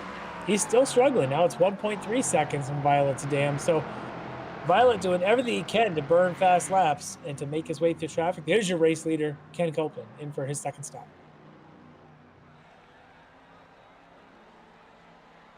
As he comes down. Copeland, got it. Sorry, Larry. Yeah. For Copeland, a huge opportunity when it comes to points. After a couple of third-place finishes in the last 2 rounds, he's 16 points down from Raymond. Did he miss his pit box? It looked like he might have been backing up there, but he has only won 1 round this season. It was the opening round of the season for Copeland. He desperately needs a win here. After a string of seconds and thirds, he needs to really dig into the points into Justin Ream. So Copeland, opportunity here. If he can get this pit stop over with, he get back on the track, which it looks like he's on his way. All right, and he is back underway. Should mention that Ream, although he appears he's retired the car, and he is, currently sitting, I think, almost 15 laps down from our leaders. He is still showing as 6th overall in pro, so he's still going to get a bit of a points haul here this evening. A little bit, yeah. He's down that order. He's also got a couple of AM cars in front of him because that's true. the pros and it's AMs. It's not by position in class; it's by overall. So it is. Yeah, he's actually quite a bit worse than 6th. So let's see. Yep, as Brandon Whitworth ducks underneath him. Kevin Copeland, that is. And for Copeland, he's got the lead right now, about 32 seconds or so on Brennan Hoare. We'll call it about, let's say 15 seconds or so on Leo Jagoda, who's actually second in GT4. And here come the leaders, and that's Peyton in front of him. Now it's an opportunity for Mike Dam. This is maybe his best and maybe last final opportunity. If he can get a good run here, I don't know that he got the exit he wanted. A little bit of a run. He's at the point now where maybe about 6-7 laps to go. If he has an opportunity, he just has to take it. He can't be choosy. Not this one. He's really got to work on setting up those pinches that happen with lap traffic coming off of 7. He needs to make sure he gets a clean exit when Eric Violet doesn't. All right, so Larry, let me clean up what I just stepped in a few moments ago. So Ream currently is although he's showing 6th at pro, currently 13th in GT4, which should net him, I believe, 38 points, as opposed to the 64 of our race leader, or race winner. Oh, man. Very close there for Mike Dam getting around that Dominique Angelico is there in turn 3, but he's able to continue. But now he's a 2.5 back, and this is the thing, is he seems to be bad luck all over the place in terms of catching these GT4s in all the wrong places. Wrong places, yeah. Which I think is important, that if he has an opportunity, you got to seize it. You got to make sure that you get that good exit when Violet doesn't. And right now, Violet's just doing a better job of finding the cars at the right spot.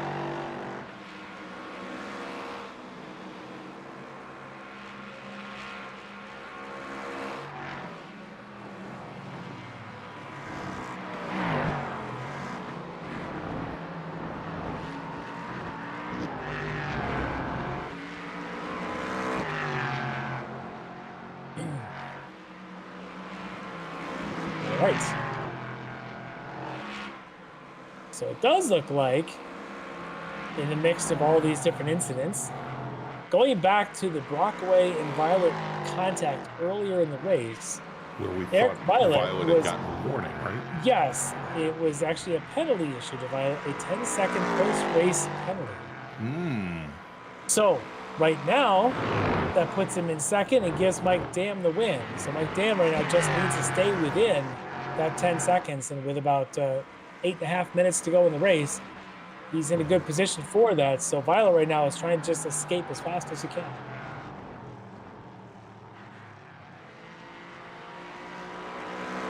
With all the penalties and all the reviews going tonight, there's been a lot of them. There's been a whole lot of warnings issued. When Warren's got a warning, I think Bobby Childs has a warning.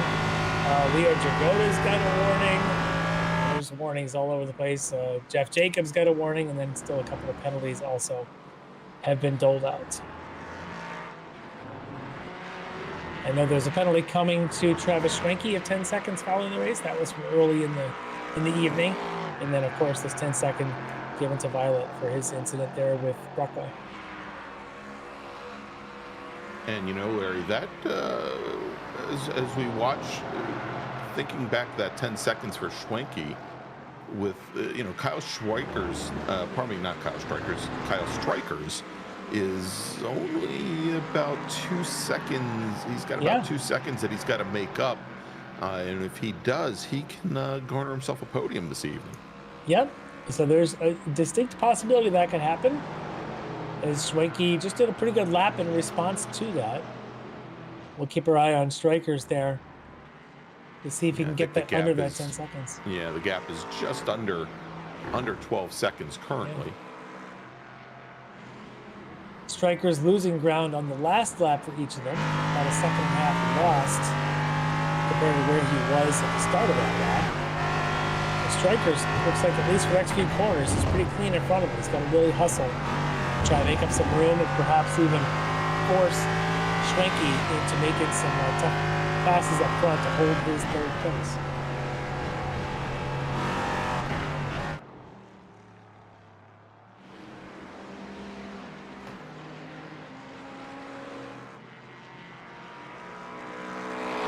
So that is Strikers. He's got some GT4 traffic in front of him, starting with the wrong stuff, and that is Brandon Whitworth. Whitworth, as Greg goes robotic again, Whitworth spins. As that spin looks like it was coming out of 5 again. One of the more popular places. Let's take a look at that, Larry. That was indeed coming out of 5, which has been a difficult piece here. It says he comes down through the S's. Usually it's curb on the left, followed by a lot of curb on the right. Yep, that's it. That's it. Ooh, he spins to the right. Just touches the wall. Nothing too bad. A little bit of damage to the back, but he should be able to continue. As Russ Ruddock says, that's not a scratch. I'll show you a scratch. I'll show you a scratch, exactly. And indeed, he is going to stay out. A lot of war wounds to compare tonight.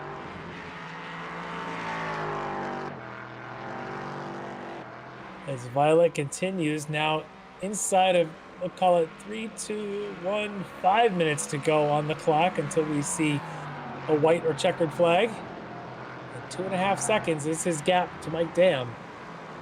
Just that aforementioned Russ Ruddock comparing battle scars. Violet on through. Bobby Childs a couple laps down behind him.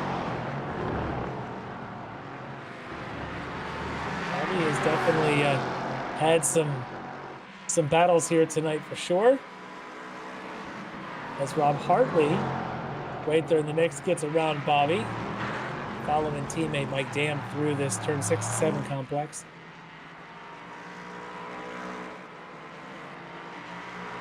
Yeah, so Hartley, I thought was fading back a little bit, but I think with the traffic trouble facing Mike Dam, Hartley's caught back up, or maybe Dam realizing he may have to go under a bit of a fuel save. I'm not really sure, but if he knows there's a 10-second penalty coming to Violet, if you're Mike Dam, you could just sort of put it into cruise a little bit here and just get through the next 4 minutes.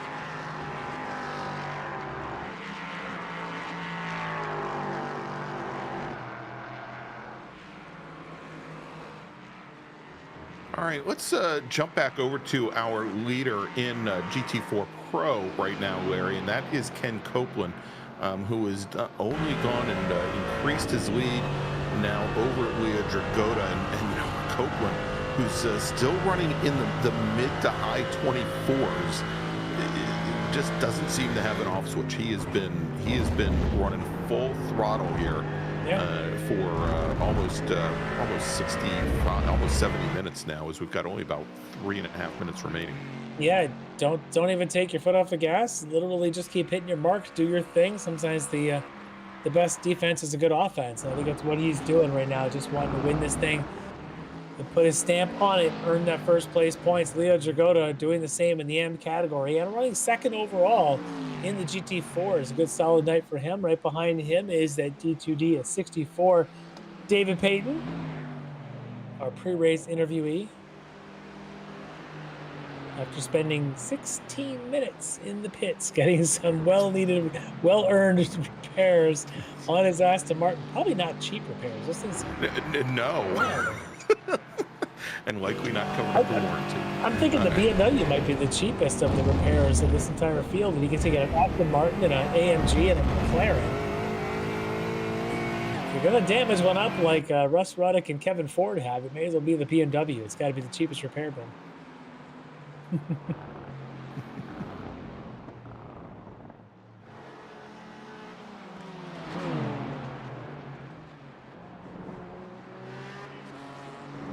And that is Jeff Jacobs and Tom Jenkins, and both drivers running third in class. Jacobs third in pros, we've talked about previously. Tom Jenkins, with all the attrition in AM, finds himself now up in third place as well. With John Casey still about 16, 17 seconds off the podium.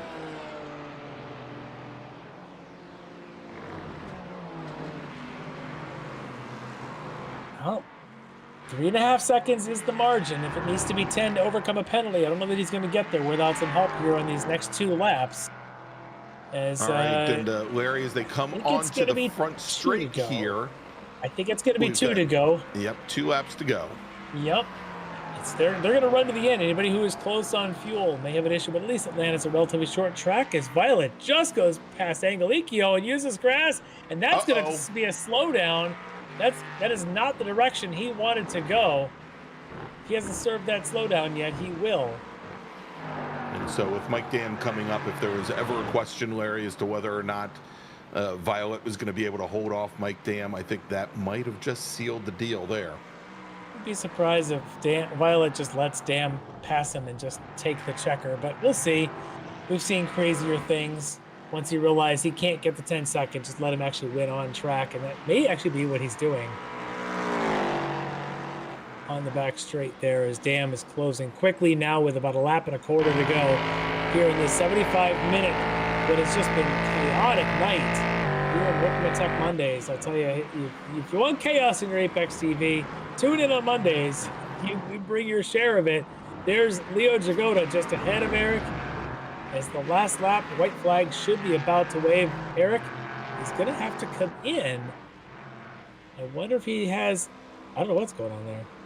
We'll see what's going on with Eric, but that does hand the lead over to Mike Dam, who has about a 20-second lead on teammate Travis Schwenke.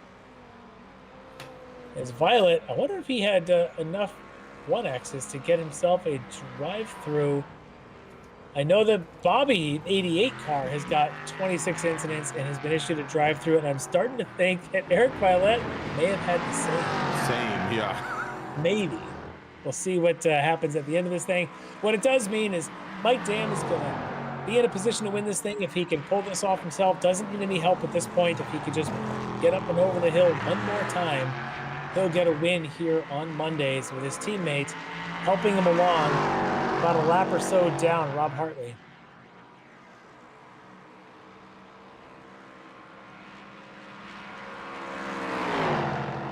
It's interesting. Mike Dam says, go ahead, Rob. Go ahead and burn one more lap of fuel. One more lap. Unlap yourself. Make him run out of fuel. Is that what you're doing there, Mike? But with Mike Dam, it's been an up, it's been a down, it's been an up, it's been a down, and he's going to end this one on an up and take victory here at Road Atlanta. There you go. Checkered flag for Mike Dam, your winner tonight here at Michelin Raceway Road Atlanta. Finishing second on track, and he's a little bit further back, Larry, but Violet makes another run down the pit lane. Well, he'll cross the start-finish in pit lane, I think is what's going to happen. Travis Schwenke crosses the line. Schwenke's going to finish second tonight, and Kyle Strikers will finish in third. Yes, Violet and Schwenke. Violet's got a penalty coming up 10 seconds. Right. But at the stripe, they finish side by side. But with the penalty, it's going to be given to Schwenke for that second place finish.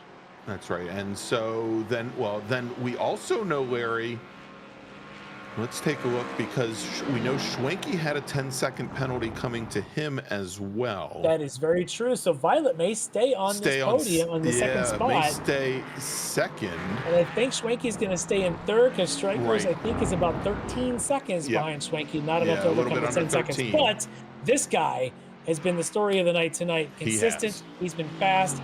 Checkered flag for Ken Copeland. Huge win from the green to the checkered. There you go. So Ken Copeland, he's going to make up a ton of ground here in the championship tonight for GT4 Pro. He takes the win, his second win of the season. Brennan Horn from D2D Sim Racing, he'll finish second.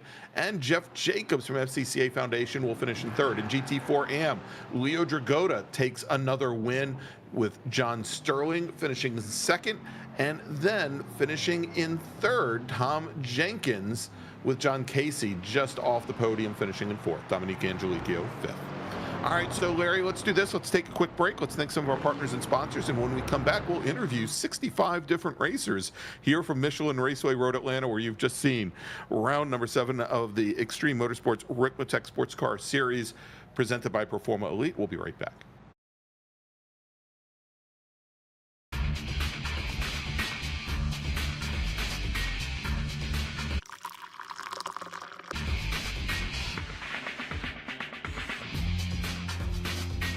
Extreme Scoring to do the work for you. Ricmotech high-performance sim racing equipment. Whether you're just looking to have fun, train for race day, or become a serious esports competitor, Ricmotech has you covered. Hundreds of name brand parts. Support from experts that love sim racing. Trusted by the pros. There's only one place to go, Ricmotech.com.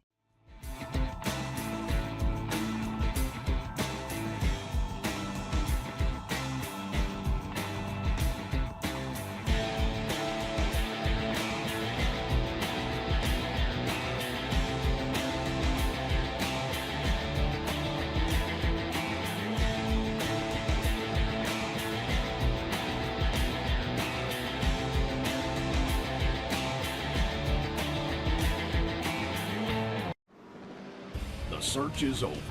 The most comprehensive league scoring solution is here, with the ability for multi-level championships, custom incident tracking, post-race time penalties, support for heats, drop weeks display, multi-car team scoring, advanced web widgets, rookie championships, a custom paint system, and load those results in seconds. Visit extremescoring.info today.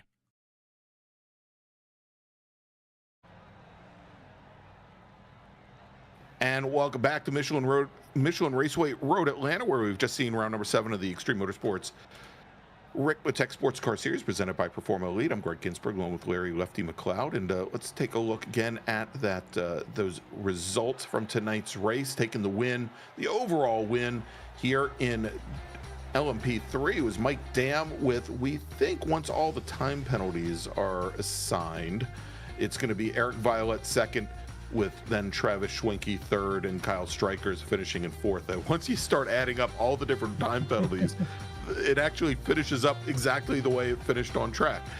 In GT4 Pro, where nobody wanted to finish second tonight, Ken Copeland takes the win. Brendan Horn somehow, after coming to a dead stop on the back straight at one point, comes home in second. Jeff Jacobs finishes in third. And then finally in GT4 AM, it's Leo Dragotta taking the win, another win for him this season, with John Sterling finishing in second and Tom Jenkins finishing in third. All right, so Larry, let's take a look at who we've got in the green room ready to go, and it looks like we've got Brendan Horn. Let's bring him on in. All right, Brennan, we had a good look at your shoes tonight, but tell me about how the rest of your race went. This just looked like a chaotic night at Road Atlanta. I was pretty happy. I was just hanging back. Well, I wasn't really hanging back, was I? But no, I like this track a lot. I felt really good, and so I don't know, I was just happy. Yeah. It seemed like nobody wanted to be in second place in that pro class. Justin Ream had his issues. Kevin Ford had his issues. You get up in the spot. Did you have a sim issue or something at one point and cause you to stop on the back straight? Yeah, I was having some electrical issues. My wheel was not cooperating throughout the race, and I didn't have force feedback for a while, and then I did have force feedback, and then I didn't have shift controls, and then I did. So I was just trying to work that out. So finally it all went away and I stopped. Luckily, I was in a good spot. Did a power cycle and jumped back in. Yeah, unbelievable. It did come through all that. It just seemed like one of those nights where everybody's race was falling apart, but for years it just kept moving on. And we know you came in tonight in a battle for third with your teammate, David. We talked to him in the opening of the race. He had his eyes on you, and then you just sort of went off and ran with the run of this front of this field tonight. You just had some really great pace, though. Were you just ready for a fight here tonight? Was we just, ready to jump right in and take it to Ream? Yeah, I did a lot of practice this week, and I don't know, I just really like tracks like this, just natural road courses. I don't like the new, F1 style stuff, but no, I just really do well here. Yeah, you did really well here tonight. Great job for D2D. Your teammates really got to be looking for you to kind of carry the torch here tonight, taking a second place in the pro category, but I'm sure you got some folks you want to give a special thanks to here. Yeah, big shout out to D2D eRacing, Chris, David, Bobby, Brandon, and especially Eric for the multi-class practice, Proforma Elite, Invictus, Ricmotech, and Extreme for putting this on. You guys for the great broadcast, and as always, my family for their support. Well, congratulations again, Brennan Horn. Awesome job here tonight. Second place in GT4 Pro. Thank you. All right, there you go, everybody. Brendan Horn from D2D Sim Racing. All right, let's move over now, Larry. We've only got 2 more drivers sitting in the green room right now. One of them is our winner from GT4 AM for Dragon Sport Racing. It's Leo Dragota.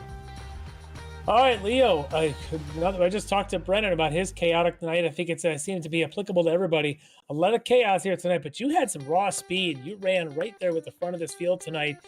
Whether they were pro or am, you had some speed and end up getting the win here tonight. But how did it look like from your vantage point? From my point, it was just like, keep it clean, keep the nose pointed straight, and just race my race. I wasn't trying to race them. I was just trying to stay with them and like know if I was gonna fall off, then I might be falling back to the AMs. But all the pro cars in front of me started to like have issues, and I just kept it clean the whole race, and I think that's what I wanted me to race.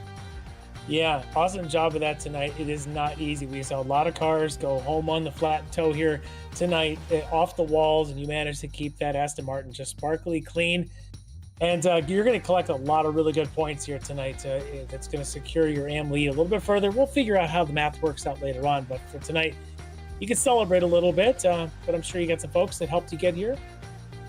Yeah, Lucas, he got a little incident, but he's been doing a lot of this. And then I want to give a huge shout out to my team. We just did a 8-hour endurance race for Make-A-Wish, and we raised $23,000, 13,000 more than we wanted to. Wow.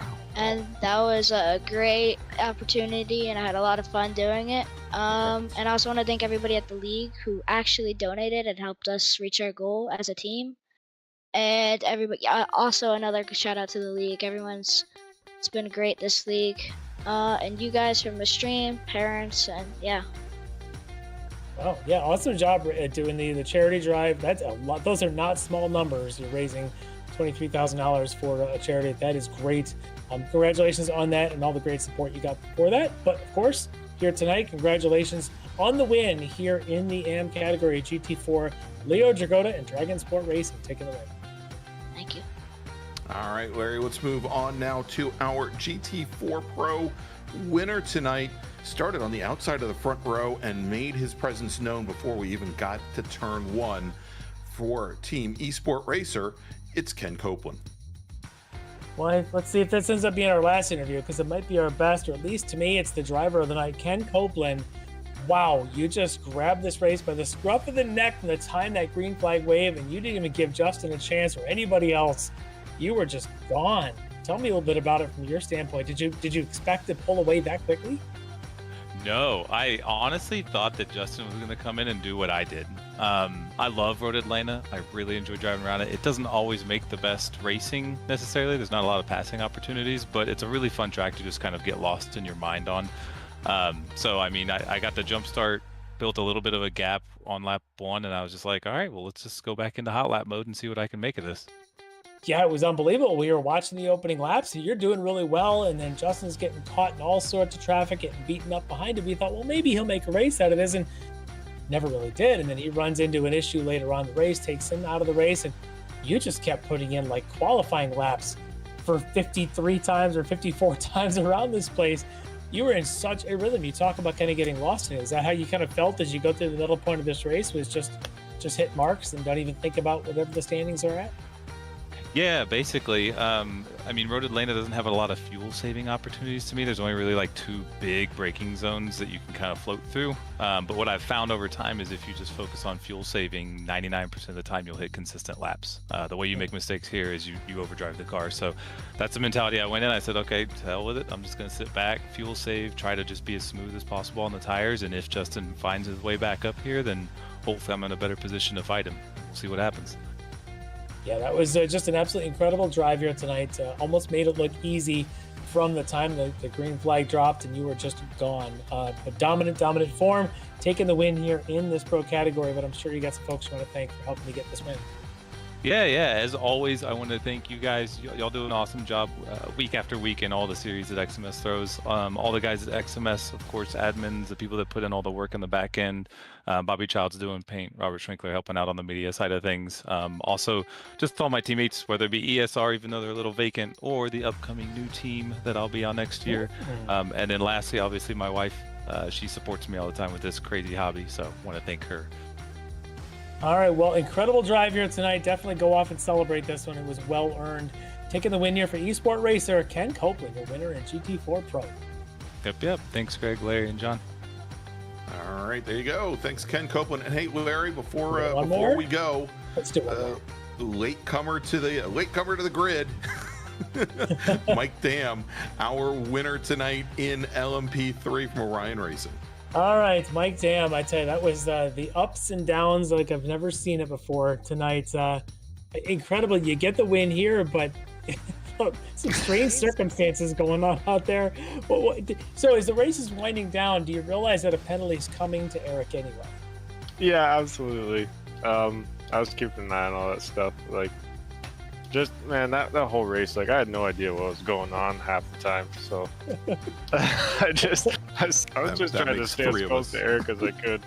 Yeah. Well, of course, he's 7-8 seconds out in front of you. Then he spins, and you go by him like, wait, what just happened to this guy? And then you get some traffic. Turns out one of his teammates slows everybody down. He gets by you, but then penalty is coming, and it just seemed like traffic was just making a mess out of this thing. We actually thought for a minute he was going to get lucky and be able to pull away even with the traffic, just because you just seem to be getting every bit of traffic at all the wrong places. Did it feel that way? Oh, absolutely, yeah. Especially that first stint where he pulled 7 seconds on me. Yeah. Honestly, like, we were so evenly matched. I would have liked to just race with the two of us on the track almost. But yeah, I find myself down 7 seconds. I'm like, what's going on here? Like, but no, luckily it worked out. Eric was really fast, so like, it's unfortunate he got a penalty. It would have been, he probably would have won this one. I mean, he was really fast, so. Yeah. Well, it's going to be interesting when the points all get added up, because you come into tonight, Travis had the lead by just 2 points, I think, over you. Travis had his own penalty issue tonight. He still ends up on the podium, so you got a teammate up there. But I tell you, coming into this last round, it's going to be a bit of a dogfight between you and Travis for the overall. I think you guys are you allowed to talk to each other for the next 2 weeks, or you guys give me on radio silence here leading up to the finale? Oh, I don't know. World challenge. It seems like a crapshoot at this point. We just keep juggling between 1, 2, and 3 here. So yeah, it'll be an exciting one. So. For sure. So awesome job here tonight, Mike, getting the win here at Road Atlanta. But I'm sure you got some folks you want to give a special thanks to. Yeah, all the guys in the league. They make it what it is. Teammates at Orion, putting the time in. Thanks to you guys for broadcasting. Frank at Ricmotech, Kevin, Jeff, all the admins here. Thanks to Huffy Cycles. Yeah, just. All right. Well, Mike Dam, a great job here tonight, taking the overall win in LMP3 for Orion Race Teams. Congrats, Mike. Thanks, guys. Have a good one. All right. Thanks so much to Mike and Larry. I was just checking to see if we had the points updated yet here in the Sports Car Series. And let's take a look, because I believe they have been. And let's start off with LMP3, where Mike Dam is your new points leader. He's got a, let's take a look. He's got a 5-point advantage over Travis Schwenke. Eric Violette moves up a position. He leapfrogs Kyle Strikers. He's now 11 points back from Schwenke and 16 points back from Dam, our leader. If we take a look at GT4, let's take a look at GT4 AM, and I think that was the one class that there probably wasn't any real worry that Leo Dragota was going to open up more ground here. He's got a 50-point advantage on the rest of the field, and he's 61 points ahead of Ian Patience. But GT4 Pro, yeah, absolutely. I think that's the one we want to see. Here, where Ken Copeland is your new points leader with 2 wins versus 4. He's got a 10-point advantage now over Justin Ream going into the last race of the season. Brennan Horn is 24 points back from Ream in third. David Payton is another 19 points back in fourth. Those are the 2 D2D racers.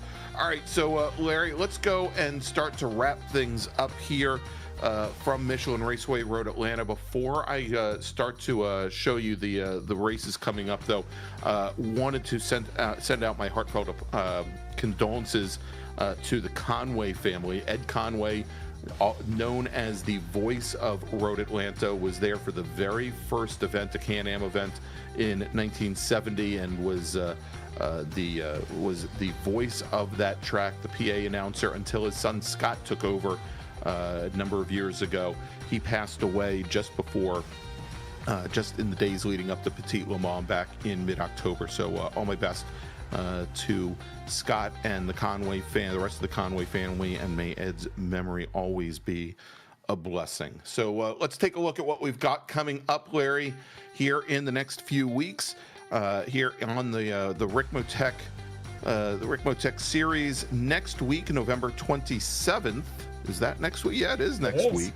That's right, just before Thanksgiving. It is going to be the World Challenge round. Yeah, that's right. Round 7 of 8. We're going to be heading to Austria for the Red Bull Ring. That's for our GTP and GT3 racers, and then the Sports Car Series returns in 2 weeks for the finale at Watkins Glen. So we'll see here if Ken Copeland can hold off Ream, if that change in the lead over an LMP3, if Mike Dam can hold off teammate Travis Schwenke, and well, again, it's going to take a lot for Leo Dragotta, I think, to give up that lead with one run round going. And there you go, coming up in January, it is the return of the Ricmotech Club Sport Series, the CSS, and we will be letting you know exactly what track our MX-5 Cup and GR86 Cup cars will be racing at as soon as we get that information to you. So for Larry Lefty McLeod, for John Grabowski, I'm Greg Ginsburg. Thanks so much, and we'll see you next Monday night, 8 p.m. Eastern Time. Have a great week, everybody. Ricmotech, high-performance sim racing equipment. There's only one place to go, ricmotech.com.